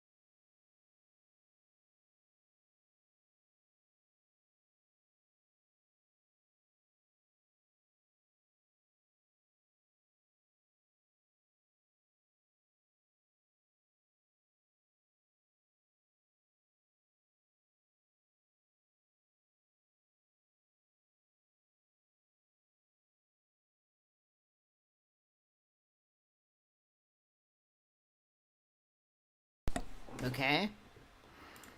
There we are.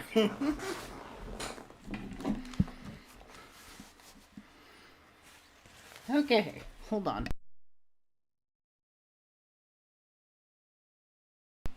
I think I'm going to open for submissions for the Jan P screen. So if anybody is into making art, if you want to make a BRB Jan is peeing screen, then please let me know. We'll figure that out. I would love like a series of screens of BRB Jan is peeing. Anyways, are we ready? Are we ready? Are we ready to get back into it? I guess. No, I'm not, but we're going to do it anyways. Our military, when we strengthen our military, when we modernize it with the focus of cyber, artificial intelligence, and space, when we make sure that we have the Hey, it's Susan. Hello, Susan. backs of our friends, whether it's in Israel, whether it's in Ukraine, and we should be arming Taiwan. Make sure they have the equipment they need. Make sure they have the training they need now. There is nothing China fears more than knowing that America will have Taiwan's back. Let's make sure that we show it by making sure they have the equipment they need. Governor DeSantis, my question is specifically about the Navy. It's at 291. It's going to go down perhaps as low as 280. Is it enough? And what would you build if you were going to build more? Not enough. We have to have the ability to back up a strategy of denial of President Xi's ambitions. And if China is able to be the world's leading superpower, that will affect you and your family in ways that are going to be very bad. They will export authoritarianism all around the world as the cost of doing business. They will impose things like social credit scores and internet monitoring. So this is, to this generation, what the Soviet Union was to the post-World War II generation. I've already released a plan. We're going to get to 355. Yeah, please, Elise. Totally make one. Yeah, so if anybody's just jumping in right now, I'm making a pee screen. Like if I have to pee, I do this. Like BRB, Jan is peeing. So I'm actually opening up for submissions from you all. If you want to make a pee screen, like an art screen that says BRB, Jan is peeing, you can submit that to me and we'll make it'll go through sort of like a montage or like a photo. I don't know why my brain is blanking right now, but just series of photos that go by. Ships at the end of the first term, 385 ships at the end of the second term, but we're going to have a path to 600 ships over the next 20 years. I think the future of freedom is going to be determined in the Indo-Pacific. It needs a soundtrack, ideally with a singing cat. I mean, yeah, we're going to make this work. We're going to make the P screen really great. So if you want to contribute to the P screen, do it. We'll message me wherever you can. Message me and submit your P screen submission. Peace screen submission. Strategy, not just military, but decoupling from the economy and fighting them here at home with their cultural. Ambassador Haley said somehow I wasn't doing. She welcomed them into South Carolina, gave them land near a military base, wrote the Chinese ambassador a love letter saying what a great friend they were. That was like their number one way to do economic development. In Florida, I banned China from buying land in this state, and we kicked out on our universities, and we kicked the Confucius Institutes out of our universities. We've recognized the threat, and we've acted swiftly and decisively. Senator Scott, you've been in the Congress since 2011. Defense spending has fallen over that entire period of time. Where are we going to get the money, and what would you build, and what kind of ships to deter China from attacking Taiwan? Well, two major problems with the question. Number one, we do not have currently a defense industrial bank to allow us to have the kind of production that we need in order to keep America safe. Frankly, if we are not prepared to fight and engage in 3 continents at the same time. I have to be honest and say that I'm not as familiar with the situation between China and Taiwan as I am with Russia and Ukraine or Israel versus Palestine. So this time. is... Think about where we are We're today. Just going to be strung along in the Middle on East, this. we are in the midst of trying to back our strongest ally. In Eastern Europe, we've seen our resources and our weaponry help degrade the Russian military. The Indo-Pacific, we have real challenges. The long-term threat is China. Immediate threat is our southern border. In order for us to have the military to fight 3 different continents at the exact same time, we are going to have to invest heavily in our military, but we're also going to have to invest heavily in an industrial base so that we can hit our objectives from a military perspective, not only with our ships, but also with our planes. We are so old as a military. Yeah, Lee, please send me links. I like being sent links to news articles and things like that and sources. So if anybody wants to send me news articles and things like that, please let me know what you're looking at. That in order for us to recalibrate, we're going to have to invest. One of the things I do in my Made in America strategy is we create more than 4 million new jobs by having high-tech manufacturing come back to America, decoupling from China, so that we focus our attention on creating that industrial revolution that will be necessary for us to achieve the goal of having a military that is ready to be lethal and come home safe. Thank you, Senator. Mr. Ramaswamy, I'm looking for specifics. What would you build? Where would you build it? When would they be in the water? How big would the fleet get? First answer is end the toxic divest to invest program. For people who don't know about that, we're decommissioning ships in the South China Sea. The foundation of war is economics. Rebuild our defense industrial base at home. But here's the dirty little secret. Our actual defense industrial base depends on China for the supply chain, for the F-35 jets, for the ships that we're building. Think about this. Why are we stockpiling that if it isn't to actually be strong against our enemy, China? We depend on them for that. Just like we depend on them for pharmaceuticals, just like we depend on them for semiconductors.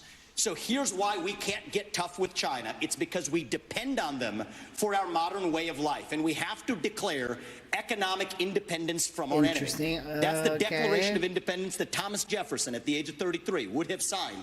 Today, if he were alive, that's the Declaration of Independence that I will sign as the next president. I do have to recognize that Ron DeSantis was correct about acknowledging Nikki Haley's tough talk when she was ambassador to the UN, calling China our great friend, bringing the CCP to South Carolina. What he left out, though, Ron, and be honest about it, there was a lobbying-based exemption in that bill that allowed Chinese nationals to buy land within a 20-mile radius of a military base lobbied for by one of your donors. So I think we have to call a spade a spade.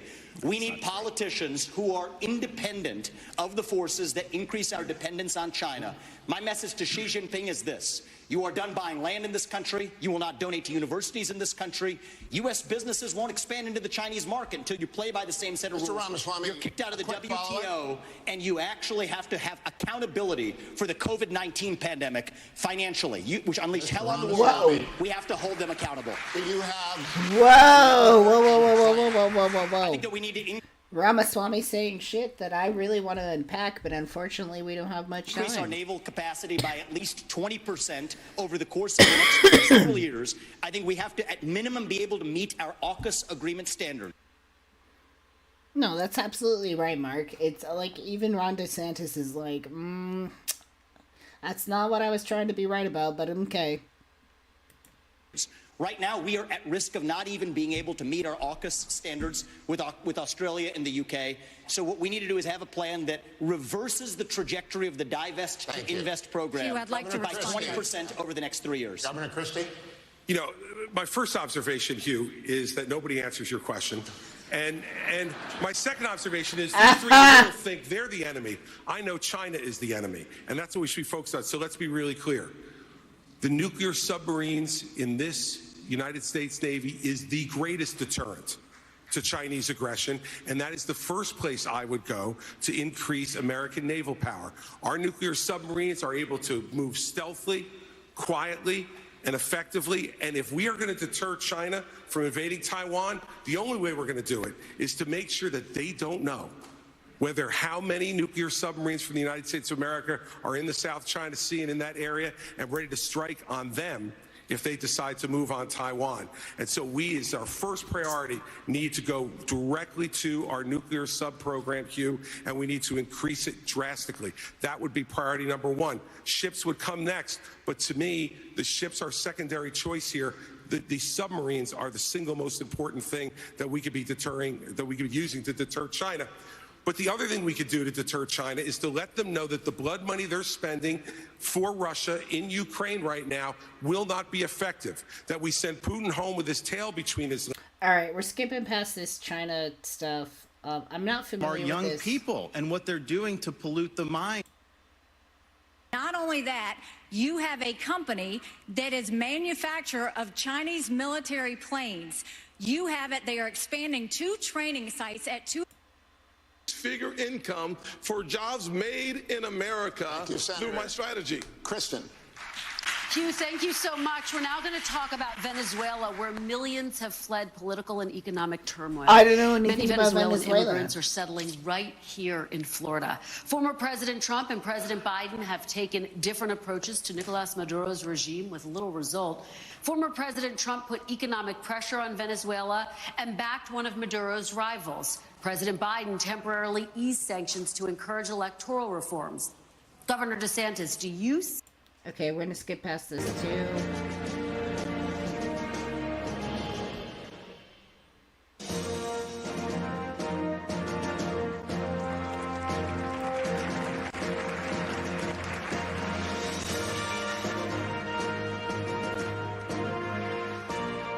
Welcome back to tonight's NBC News Republican presidential debate. Once again, here's Salem Radio's Hugh Hewitt. Thank you, Lester. When NBC News talks to voters, when I talk to voters every day, they all say that the border is a top issue. It can mean a lot of different things. It can mean 2 million people who crossed illegally last year. It can mean more than 150 arrests of people on the terror watch list. It can mean the burden on states from having migrants move into their states from the southwestern border. But I want to talk about opioids specifically and fentanyl. And I'll start with you, Senator. Oh no, here we go. Tens of Conversation thousands about of Americans' fentanyl. families have suffered a death to fentanyl. Young people sometimes die taking one pill. What can you do as Commander-in-Chief on the first day to stop fentanyl and the waterfall of it into this country?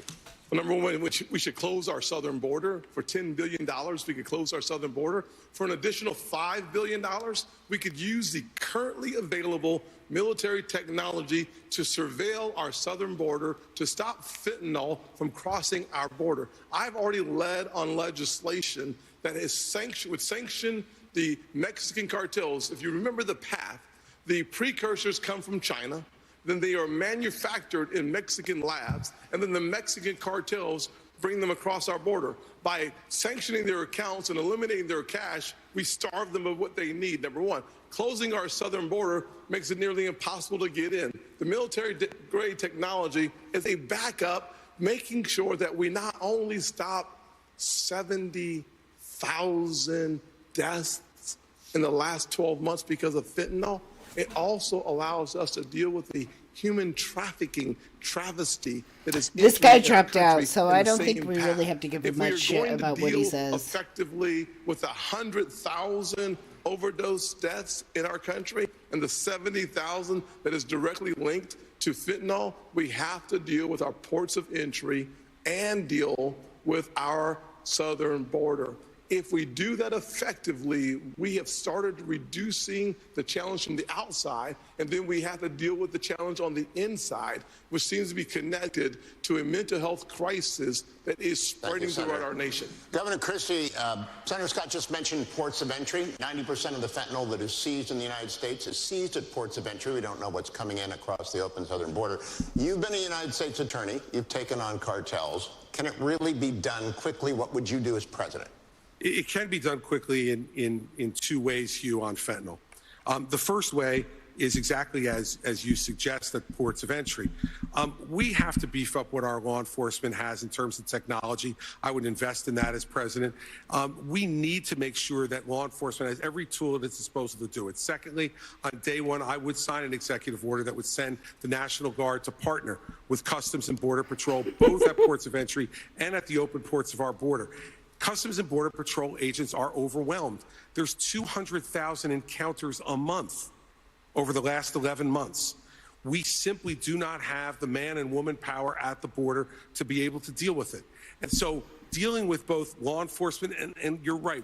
And we don't even have to get to have the nuanced conversation about why people are so dependent on drugs coming to them in this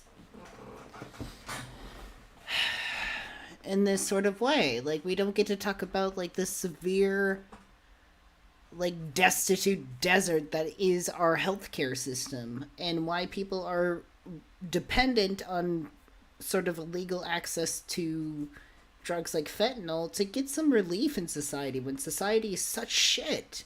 We don't get to have that conversation at all. We don't. We just get to demonize the drug. That's it. We have done this. We can do this, but we got to give them the tools to do it. And technology is one of the biggest tools that we don't have enough of at the ports of entry. Now, we also need to lower. Oh my fuck, Cassie! There's Mormon missionaries at your door once a month. You told them you were a little too gay for them and they argued with me? Or argued with you? I mean, you gotta realize that Mormon missionaries are children. Like, they're literally only 19 or 20 years old. Yeah, bring them in. Like, let's chat. God, I would love that. I would love that. That would be such content. That would be such content. If I could get, like, a legit, like, Mormon missionary, like, 19 to 20 years old, on a mission, like, to come onto this, like, a live stream with me, and, or just, honestly, any devout Mormon. I would love that. I would love to have that conversation. Bring them. I'm not bringing anybody to my house. No, I'll have a Zoom call, but nobody's coming to my house. That's all I need. We need to find a devout Mormon to, like, get on stream with me. We'll find one. We're gonna find one. Demand to you in this country. And the way to lower demand is to start treating people again. You know, we started to do this before COVID, and we haven't done enough of it. And for every family out there tonight who has lost a loved one to fentanyl or to any other type of opioid overdose, what you know is all you want is a chance for them to win their lives back. When I'm president of the United States, we're going to call this what it is. It is a disease, like heart disease, diabetes, or any other disease like cancer that can be treated, should be. So that means as president, you want to improve our healthcare system and allow us access to things that are actually going to help us in the long run instead of leaving us destitute to rely on things like fentanyl to make it through our everyday lives? Are we going to do that? Are we? Yes? We not only have to stop supply, but we have to lower demand and save lives. Governor. Governor DeSantis, you have talked about using United States Special Forces to attack the cartels where they manufacture the chemicals that come from China. How often? How many? What does that look like? Well, first, I was speaking to a dad who lost a son to fentanyl overdose. Son wasn't a drug addict. He had taken some pill that happened to be laced with fentanyl, and it was a fatal overdose. And when he told me, obviously the pain of losing a child is as bad as it gets, but he said what was salt in the wounds is that these elites in D.C. don't give a damn about what's going on in this country. They don't care that we have tens of thousands of opioid deaths, that the fentanyl's pouring in. They are not taking the type of action we need to. We're declaring it a national emergency on day one. I'm sending U.S. military to the border. I'm going to stop the invasion. I am going to deport people who came illegally. And I'm even going to build the border wall and have Mexico pay for it like Donald Trump promised. How are you going to do it? Yeah, Mexico. I love how he's sort of mixing up and stirring in illegal immigrants with the fentanyl problem. It's like, it's just kind of very, I don't know. It's a very lazy way to just like mix everything into the bowl that you have, right? It's a salad that we don't know exactly what the ingredients are. And I don't like how he's sort of pulling in illegal immigrants into this fentanyl issue. I don't think it's quite so easy like that. I think it's a very good way to start to demonize people fleeing Mexico to come to the United States. I think it's a very great way to demonize people doing that. When they probably, a lot of them have nothing or have no idea about fentanyl at all. Mexico's not going to fork over money. We're going to impose fees on the remittances that foreign workers send to foreign countries. We'll raise billions of dollars. I'll build a wall. But we are going to designate the cartels to be foreign terrorist organizations or something similar to that. And we're going to authorize the use of deadly force. We're going to have maritime operations to interdict precursor chemicals going into Mexico. But I'll tell you this, if someone in the drug cartels is sneaking fentanyl across the border when I'm president, that's going to be the last thing they do. We're going to shoot them stone cold dead. Ambassador Haley,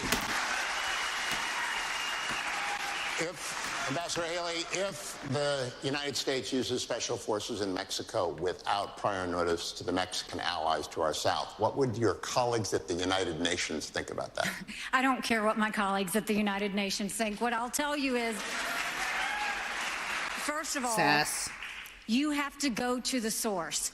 We have lost more Americans than the Vietnam, Afghanistan, and Iraq wars combined. We lost 75,000 Americans last year.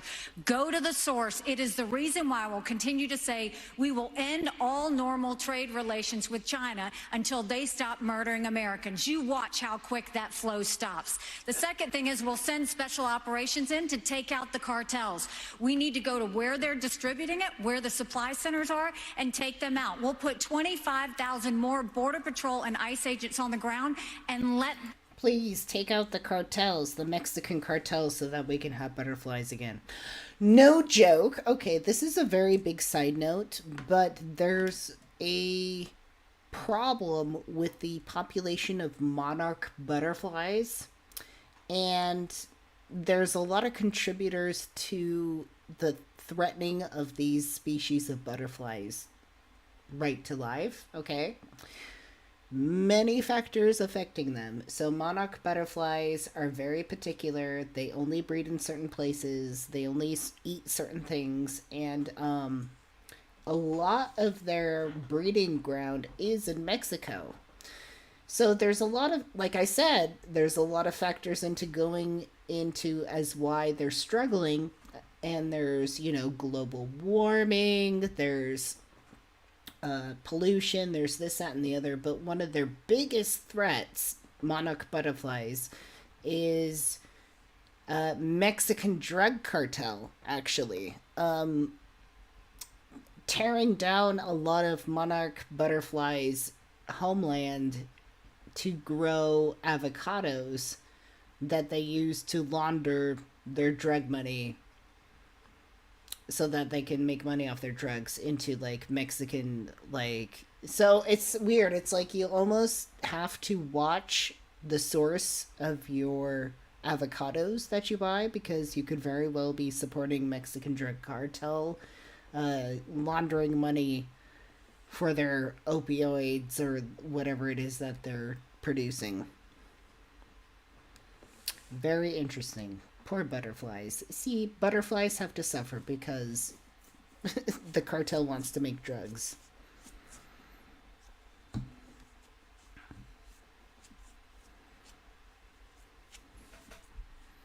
Moving along. Them do their job. We will defund sanctuary cities. We will go back to the Remain in Mexico policy so that everybody stays in Mexico and they never get here in the first place. And instead of catch and deport, we'll go to catch and release. I'm sorry, instead of catch and release, we'll go to catch and deport. That is how we'll deal with the border. Those are the things that we have to do going forward. But I do agree with Chris. One of the first things that we have to do is really focus on mental health and addiction centers.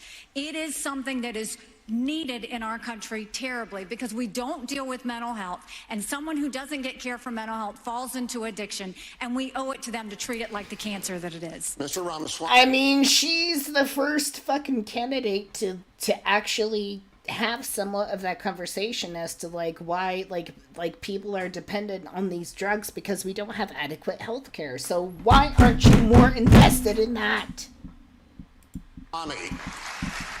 Special forces in Mexico, shoot them stone cold dead at the border?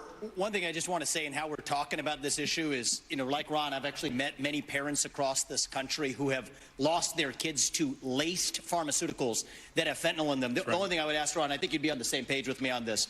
Let's not even call that an overdose. Right. That is not an overdose. That is poisoning. If you put that fentanyl in a Big Mac, we would not call that an overdose. You'd call it what it is. It's closer to bioterrorism.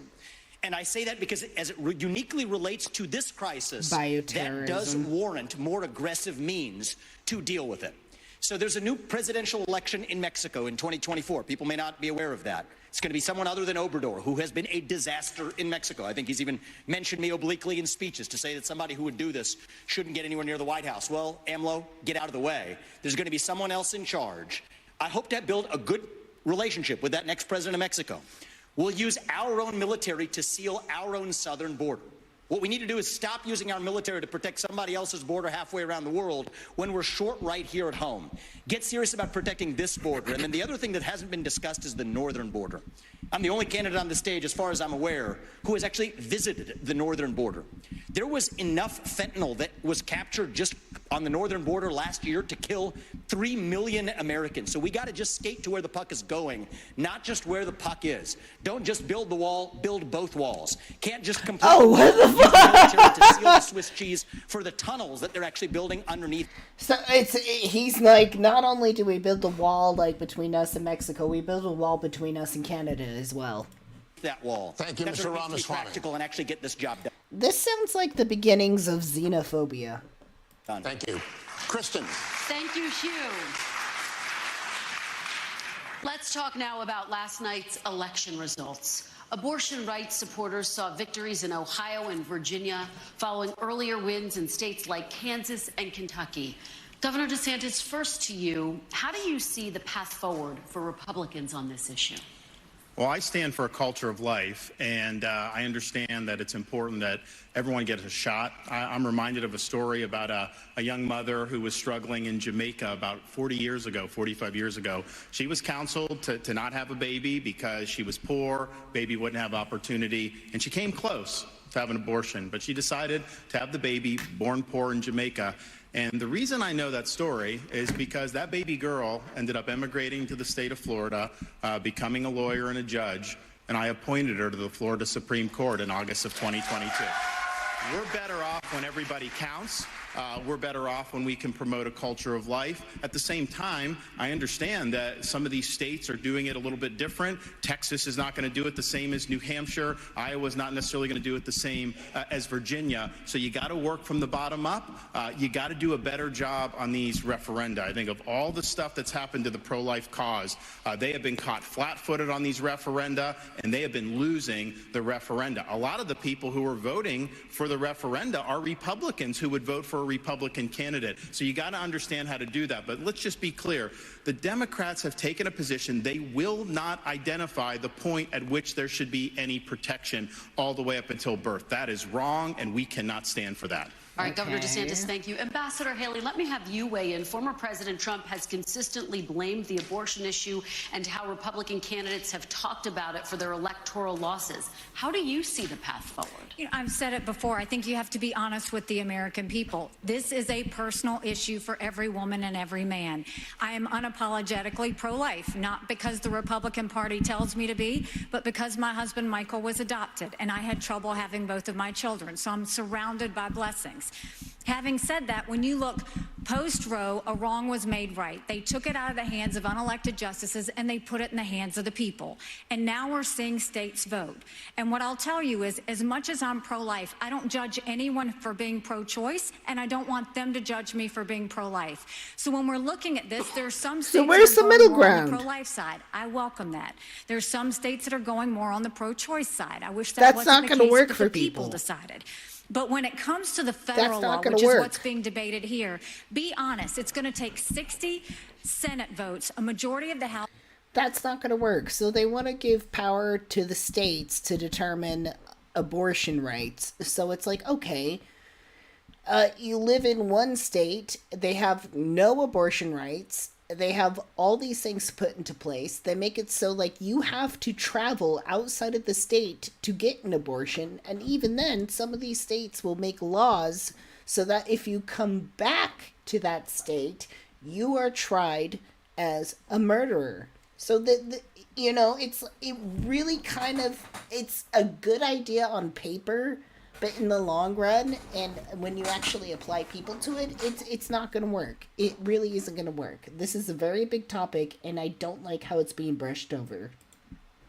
And a president to sign it. So no, we haven't had 60 Senate votes in over 100 years. We might have 45 pro-life senators. So no Republican president can ban abortions any more than a Democrat president can ban these state laws. So let's find consensus.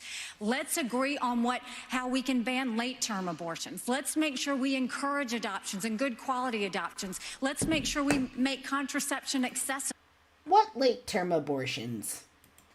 Let's make sure that none of these state laws put a woman in jail or give her the death penalty for getting an abortion. Let's focus on how to save as many babies as we can and support as many moms as we can and stop the judgment. We don't need to divide America over this issue anymore. Thank you, Ambassador. Senator Scott.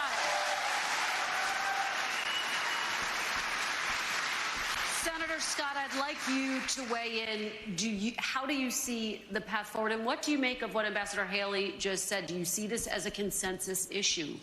Well, I'm 100% pro-life. I have had 100% pro-life voting record. I would certainly, as President of the United States, have a 15-week national limit.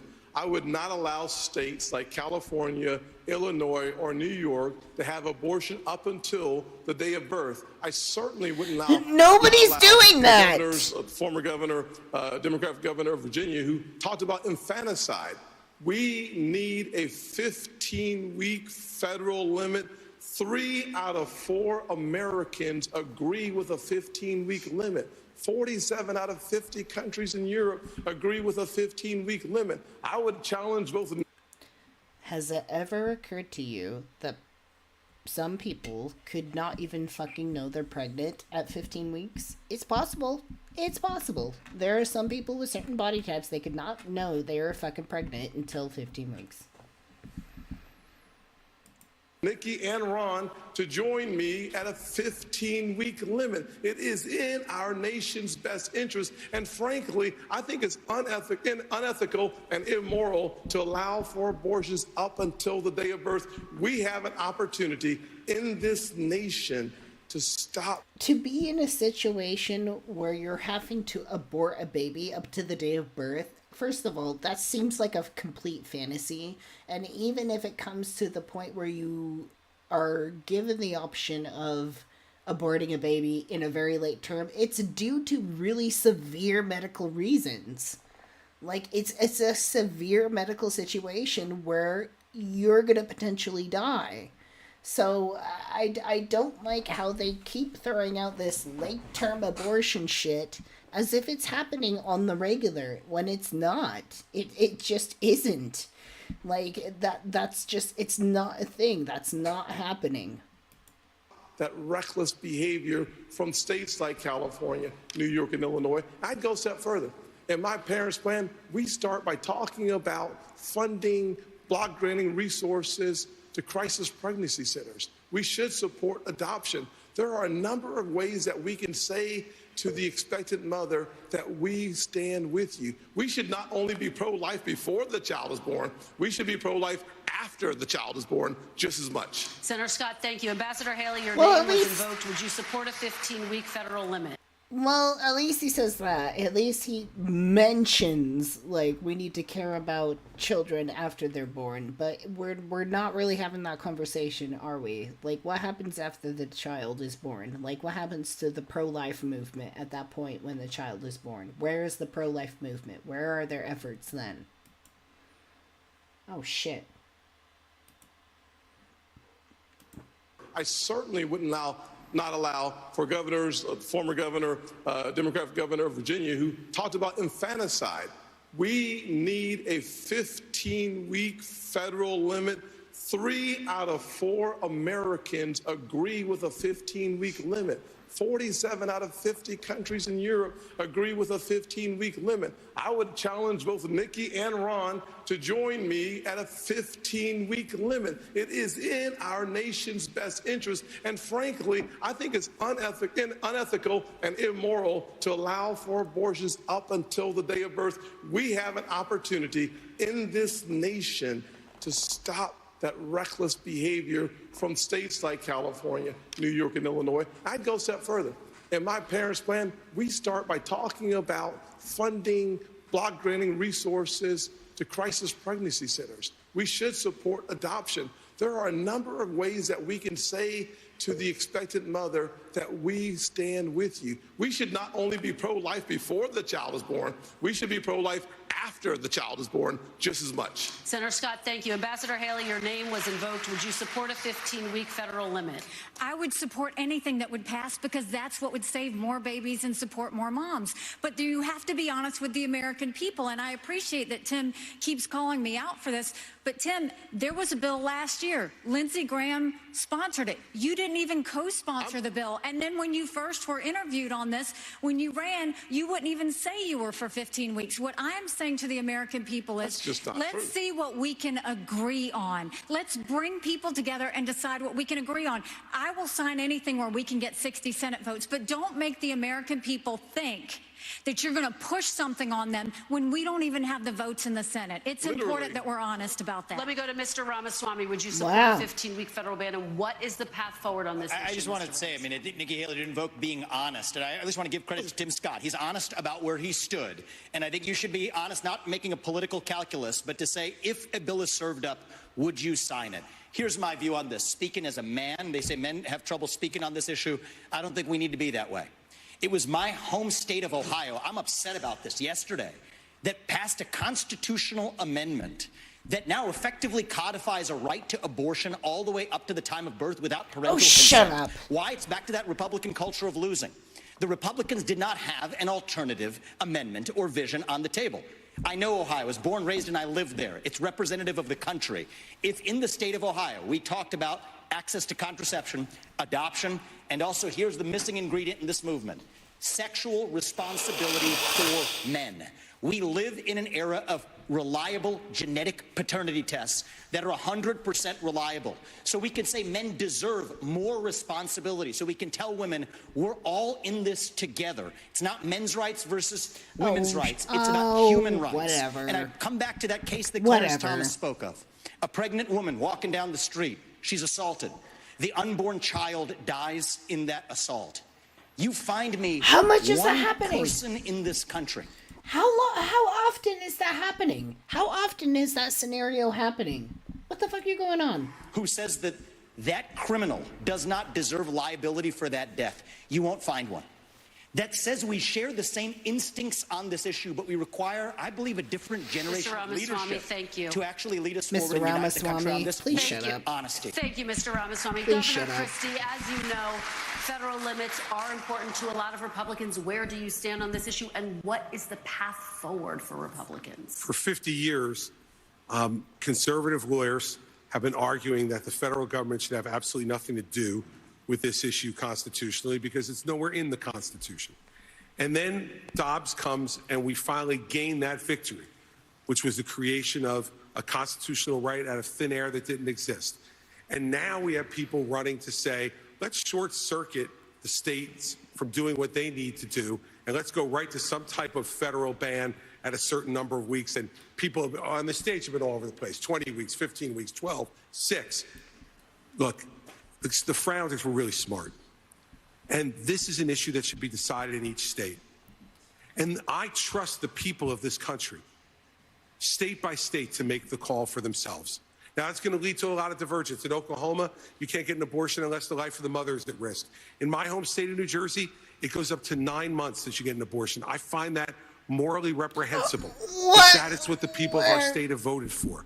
And we should not short-circuit that process until every state's people have the right to weigh in on it. But here's the bigger issue, Kirsten. The bigger issue is, and Tim began to touch on this, we're not pro-life for the whole life. To be pro-life for the whole life means that the life of a 16-year-old drug addict on the floor of the county lockup is precious, and we should get treatment for her to restore her life. The 52-year-old who's drug addicted should make sure that any of his children who he's passed that addiction on to are treated well, too. Pro-life's not just in the womb, Kirsten. It's for the whole life. All right, Governor, thank you. Candidates, thank you. We're going to take a final break, and when we come back, we'll hear from all of you. I mean, at least there's some recognition of that. Your closing statements. This is the NBC News Republican presidential debate. We'll be back right after this.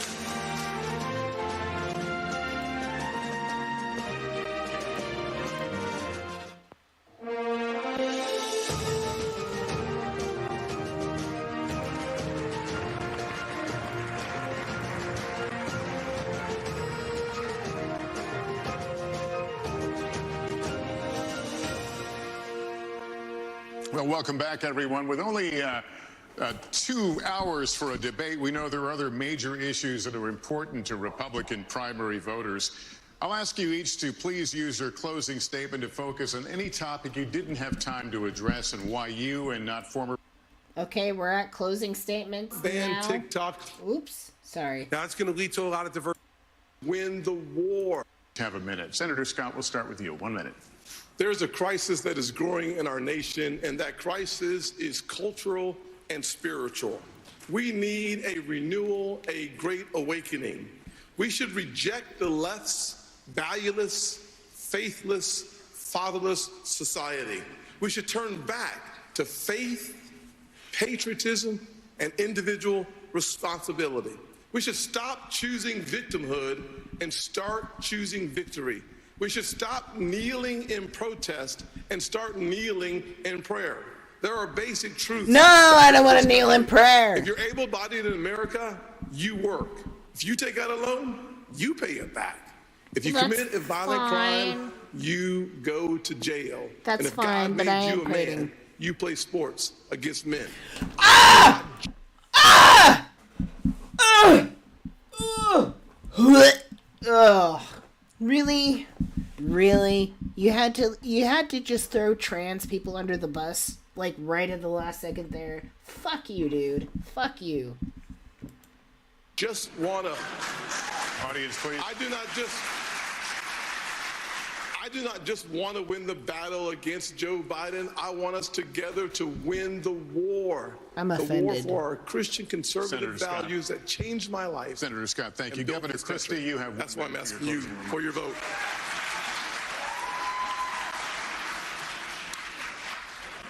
Thank you for hosting tonight. Listen, it's a gift to be an American. And I'm running for President of the United States because I'm tired. I'm tired of seeing the division. I'm tired of seeing the anger. And I can see in the eyes of Americans their exhaustion.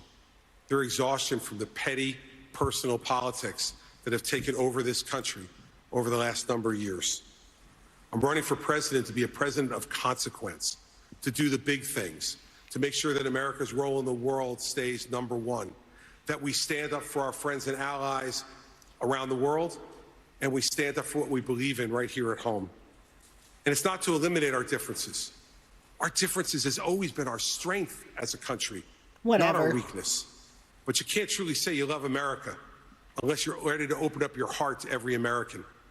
I'm going to open up my heart to every American president, and I will make sure that I return honesty, integrity to the Oval Office. We deserve and should accept nothing less. Governor, thank you very much. Let's go to Mr. Ramaswamy now. Your 1 minute. Ramaswamy. We've talked a lot about foreign wars tonight, but we're in the middle of a war right here at home. It's a war not between black and white or Democrat and Republican. It's between those of us who believe in our founding ideals and love this country and a fringe minority who hates the United States of America. And I think it's going to take a commander-in-chief to lead us to victory in that war, who first of all knows that we're in a war, second of all can't be captured by the special interests along the way, but third is from the next generation, somebody with fresh legs to lead us to victory. I'll shut down the deep state. I'll declare economic independence from China. I'll keep us out of World War III, and then revive national pride in this country. Okay. I also want to close with one message to the Democrat Party. End this farce that Joe Biden is going to be your nominee.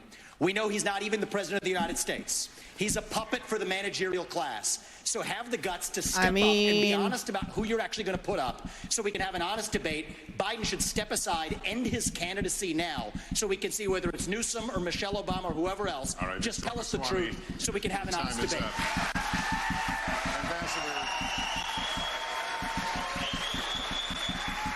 Ambassador Haley, you have one. I'm a lover of what this country has the potential to be. And I'm very disappointed that this country is not living up to its potential. I would love, I would be way more patriotic if our country was going to a direction that benefited like all the people, not just a certain group. A minute for your closing. Thank you. The world is on fire. We have a war in Europe. We've got a war in the Middle East. We've got China on the march. It is very important that we know how to defend our freedoms and how to defeat terrorism and socialism. We have to know the difference between good and evil. We have to know the difference between right and wrong.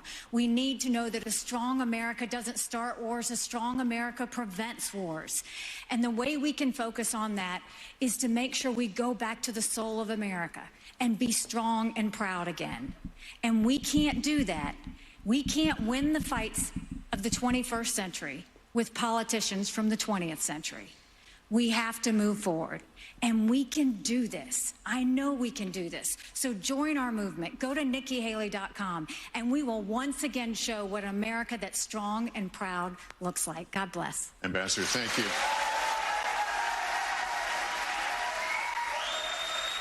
Governor DeSantis, your closing. You have 1 minute. We must reverse our country's decline, and that is going to require leadership. I will take the hits, I will take the arrows, I will take the barbs, because it's not about me, it's about you. It's not about the past, it's about your future. We are going to fight for you.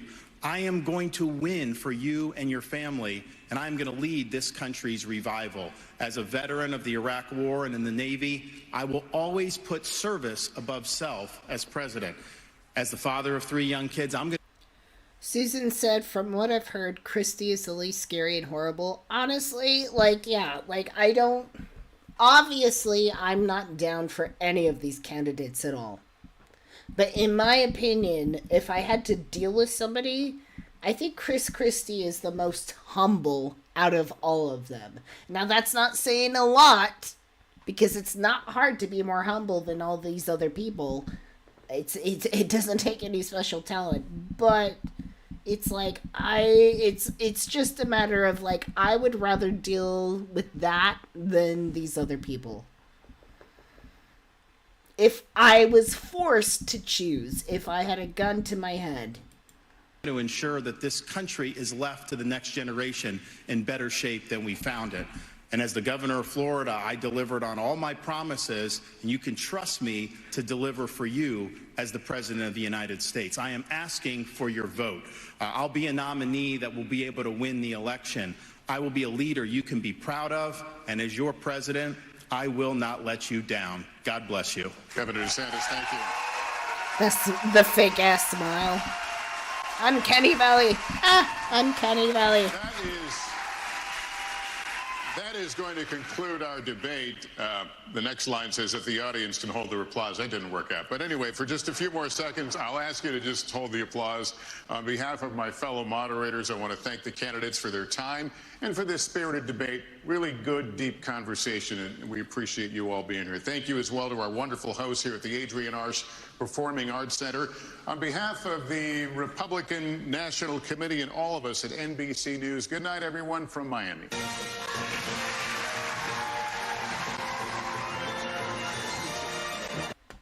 Okay. So, my friends, that is going to conclude our live stream for tonight. We're just going over the third GOP presidential primary debate. And we do know at this point one of the candidates dropped out. And so we are just left with 4. Let's take a look at the...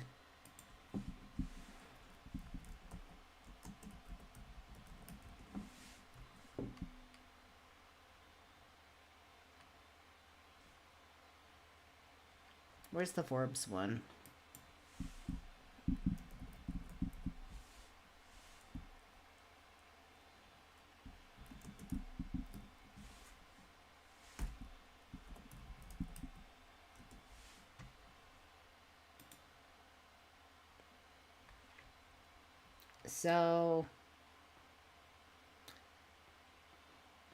So far, we still have Trump, we have Nikki Haley, we have Ramaswamy, Hutchinson, I don't fucking know. Binkley, I don't know. DeSantis, we know. Christie, we know. Burgum, I don't fucking know. In the Independent Party, we have Kennedy, which we just talked about. He left the Republican Party. Let's see. Scott dropped out. For the Democrats, we got Biden, Williamson, Weeger, and Phillips. Weeger, kind of going for. I don't like Weeger's views on transgender people and like the LGBT community, but you know, that's not everything that is needed for a president that's going to take us forward. But you know, I do have some reservations. We might do a deep dive into him later. Just think Weegish. Christie, I mean, I guess he's the lesser of evils, but I hate to have to choose between the lesser of evils. I hate to have that option, which, you know, I feel like we're always at when we have a presidential election. Anyways. Oh, I wasn't showing that, sorry.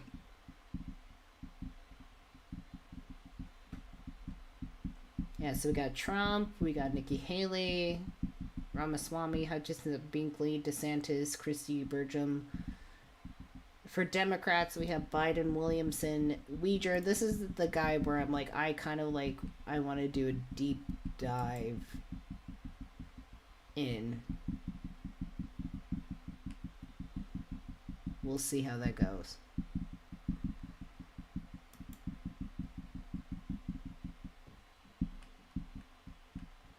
It's gonna be interesting.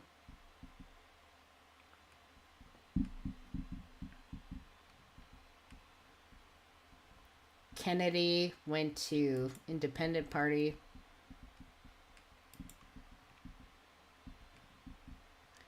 I don't... When has a third party ever worked? Anyways. So, my friends, this concludes our live stream evening. I know it's a little bit short, but that's really all we had planned today was like this primary debate. I don't know if you want to do like maybe a short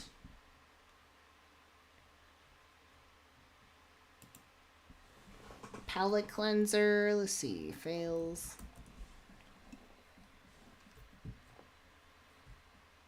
Oh, we'll do a little bit of fails. Let's see.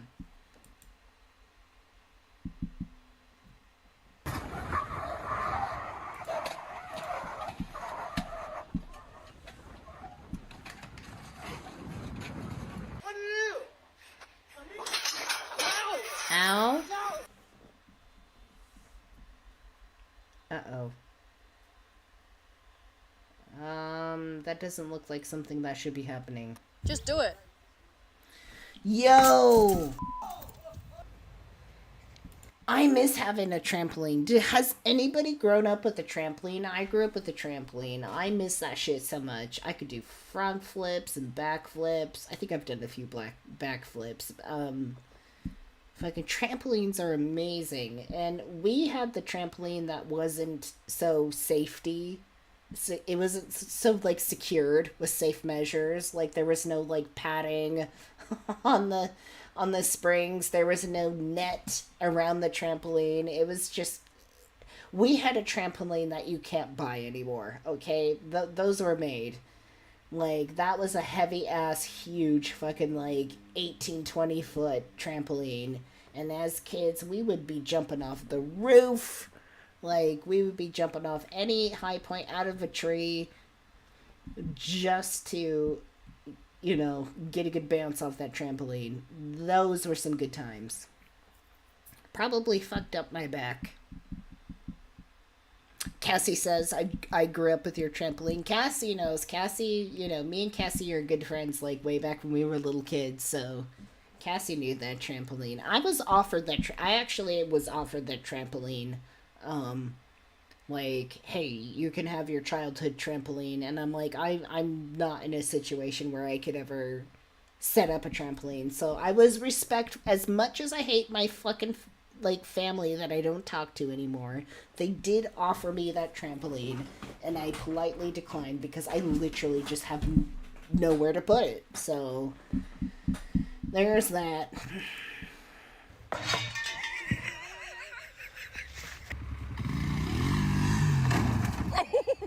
Shit. No, hey, listen. Whoops. Ouch. Ouch.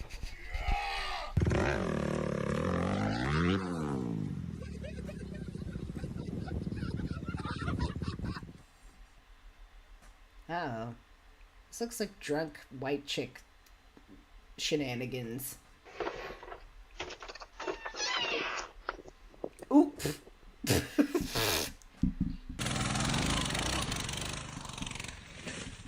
Bush. I'm good. Oh, that was pretty good though. No, that was pretty good. Tanner, grab it, grab it. Get out of the way, Brady.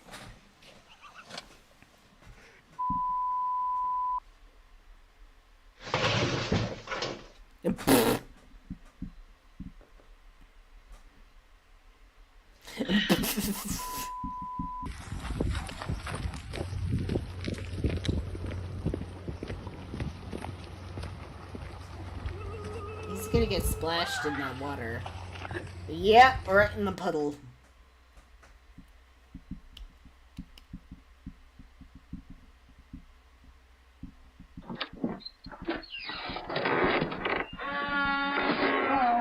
Oh, that's a piss me off. That would just... See, that would just piss me off. Like, I would go back to bed.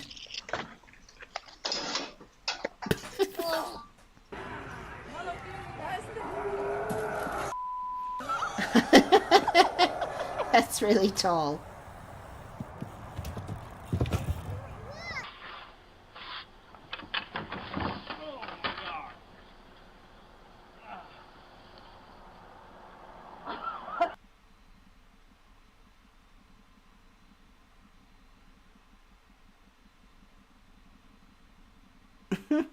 How did, like, 2 people fall just then? Like, what happened? Like, did everybody have a little too much wine that evening? No! No! Don't trust llamas or these alpaca things. Alpaca, I don't give a fuck what you are, but, like, don't trust them. They will spit in your fucking face. Like, do not get near them.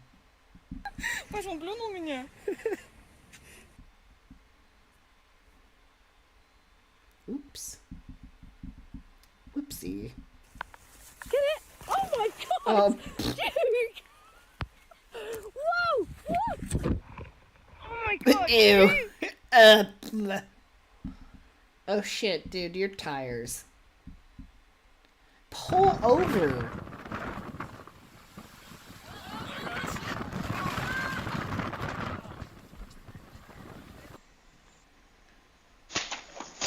Ooh.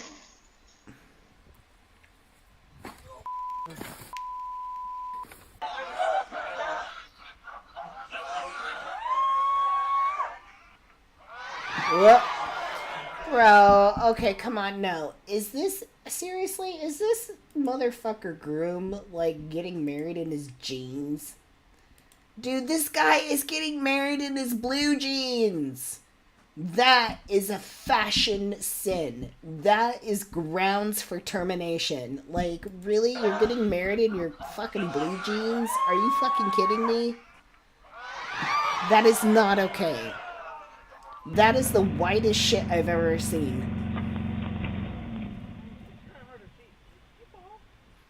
Think about something you wish.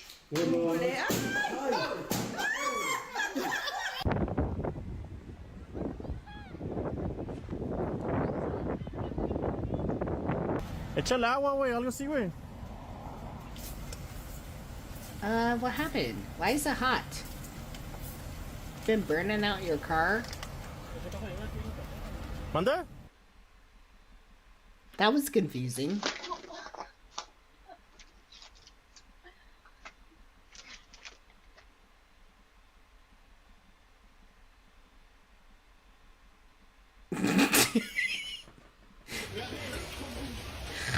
Sorry, I have to rewind it because that dog. Look at the dog. Just launches the dog.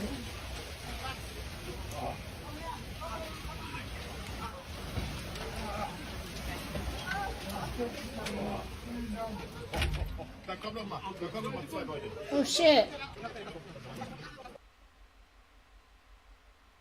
What?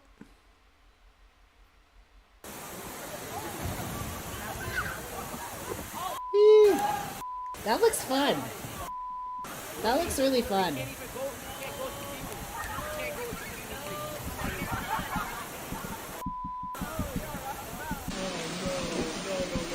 That does not look fun. This does not look fun at all. That's some serious weather.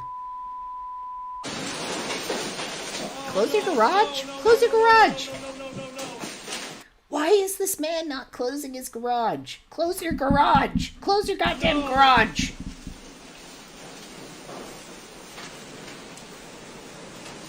No, no. Oh, shut up.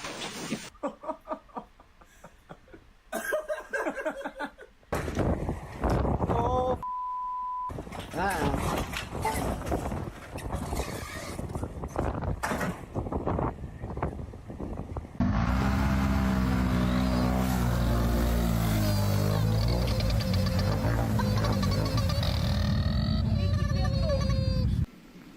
Here's our camper. Look at the size of this hole. This is amazing. Honey. We had a storm, like, where I live, like, last year, where literally, like, every other tree looked like this. Like, it just tore up and fell over by its roots. Stand by it. I mean, like, so we could get... Look at how big that is. Holy cow.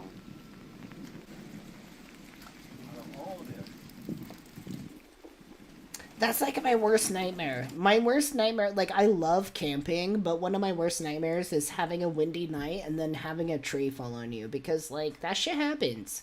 That shit happens, like, there are times where people go camping and then, like, there's some wind and then trees fall on them and that's it. They're gone. Like, so, like, that's kind of like one of my fears is, like, I'm going to be sleeping in my tent and suddenly I'm dead!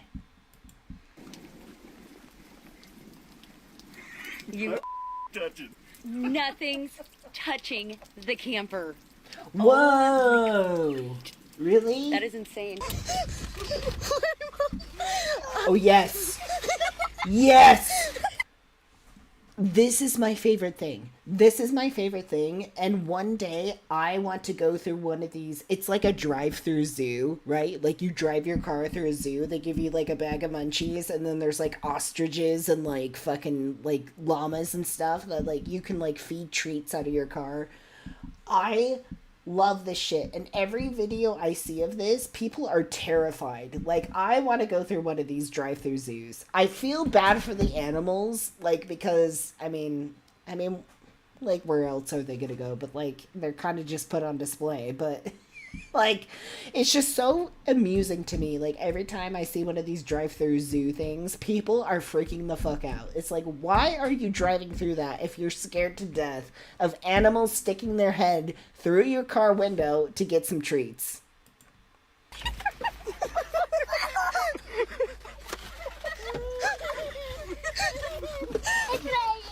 He's so nervous. Okay, that's good. He's nervous. He's like...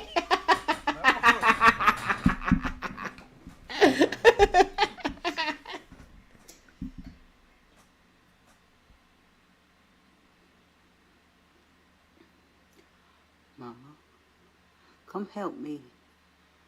Mama, come help me. Mama. Come help me, Mom. I can't close my eye. Oh no, it's stuck to her eyelash. I think I got one in the eyelash. I think I got a few eyelashes. Help me. Help. Oh, it hurts.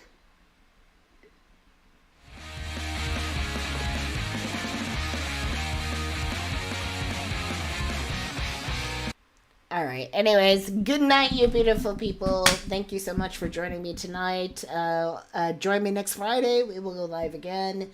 Catch up on some things again tonight. We're just looking at the GOP like presidential like debate thing and keeping up with the political shit and what's going on.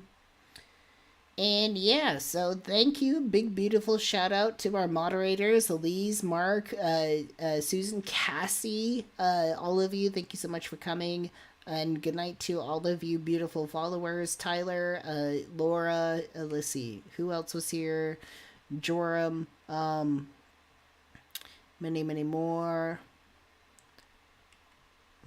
Vibrational, all of you beautiful people. Thank you so much. Good night to all, and to all a good night. Exactly. Exactly.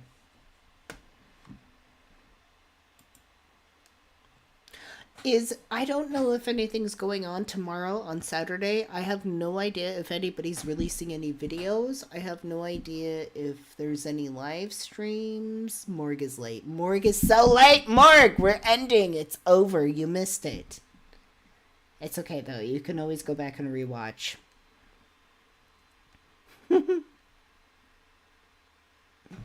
We can always go back and rewatch. We're fine. Anyways. Good night, you beautiful people. We will see you next week. I have no idea what's going on tomorrow. I don't know if there's a video release or live stream or what, but if there is, I will see you there. Good night to all, and to all a good night. All right? All right. All right. Goodbye. Oh, the Oculus is going live tomorrow. Oh, Morg, thank you so much for the super chat. I'm sorry. Don't be sorry. Don't be sorry. Thank you so much for stopping by. You know, just stopping by and saying hi is perfect enough. That's beautiful enough. You came, you supported. You came, you saw, you conquered. The Oculus is going live tomorrow. So Susan and Philip are going live tomorrow. And I will be there moderating. We'll see you then. All right. Have a good weekend, everybody. We will see you next week. Cheers. Ta-ta. Take care. Bye. Mwah. Mwah.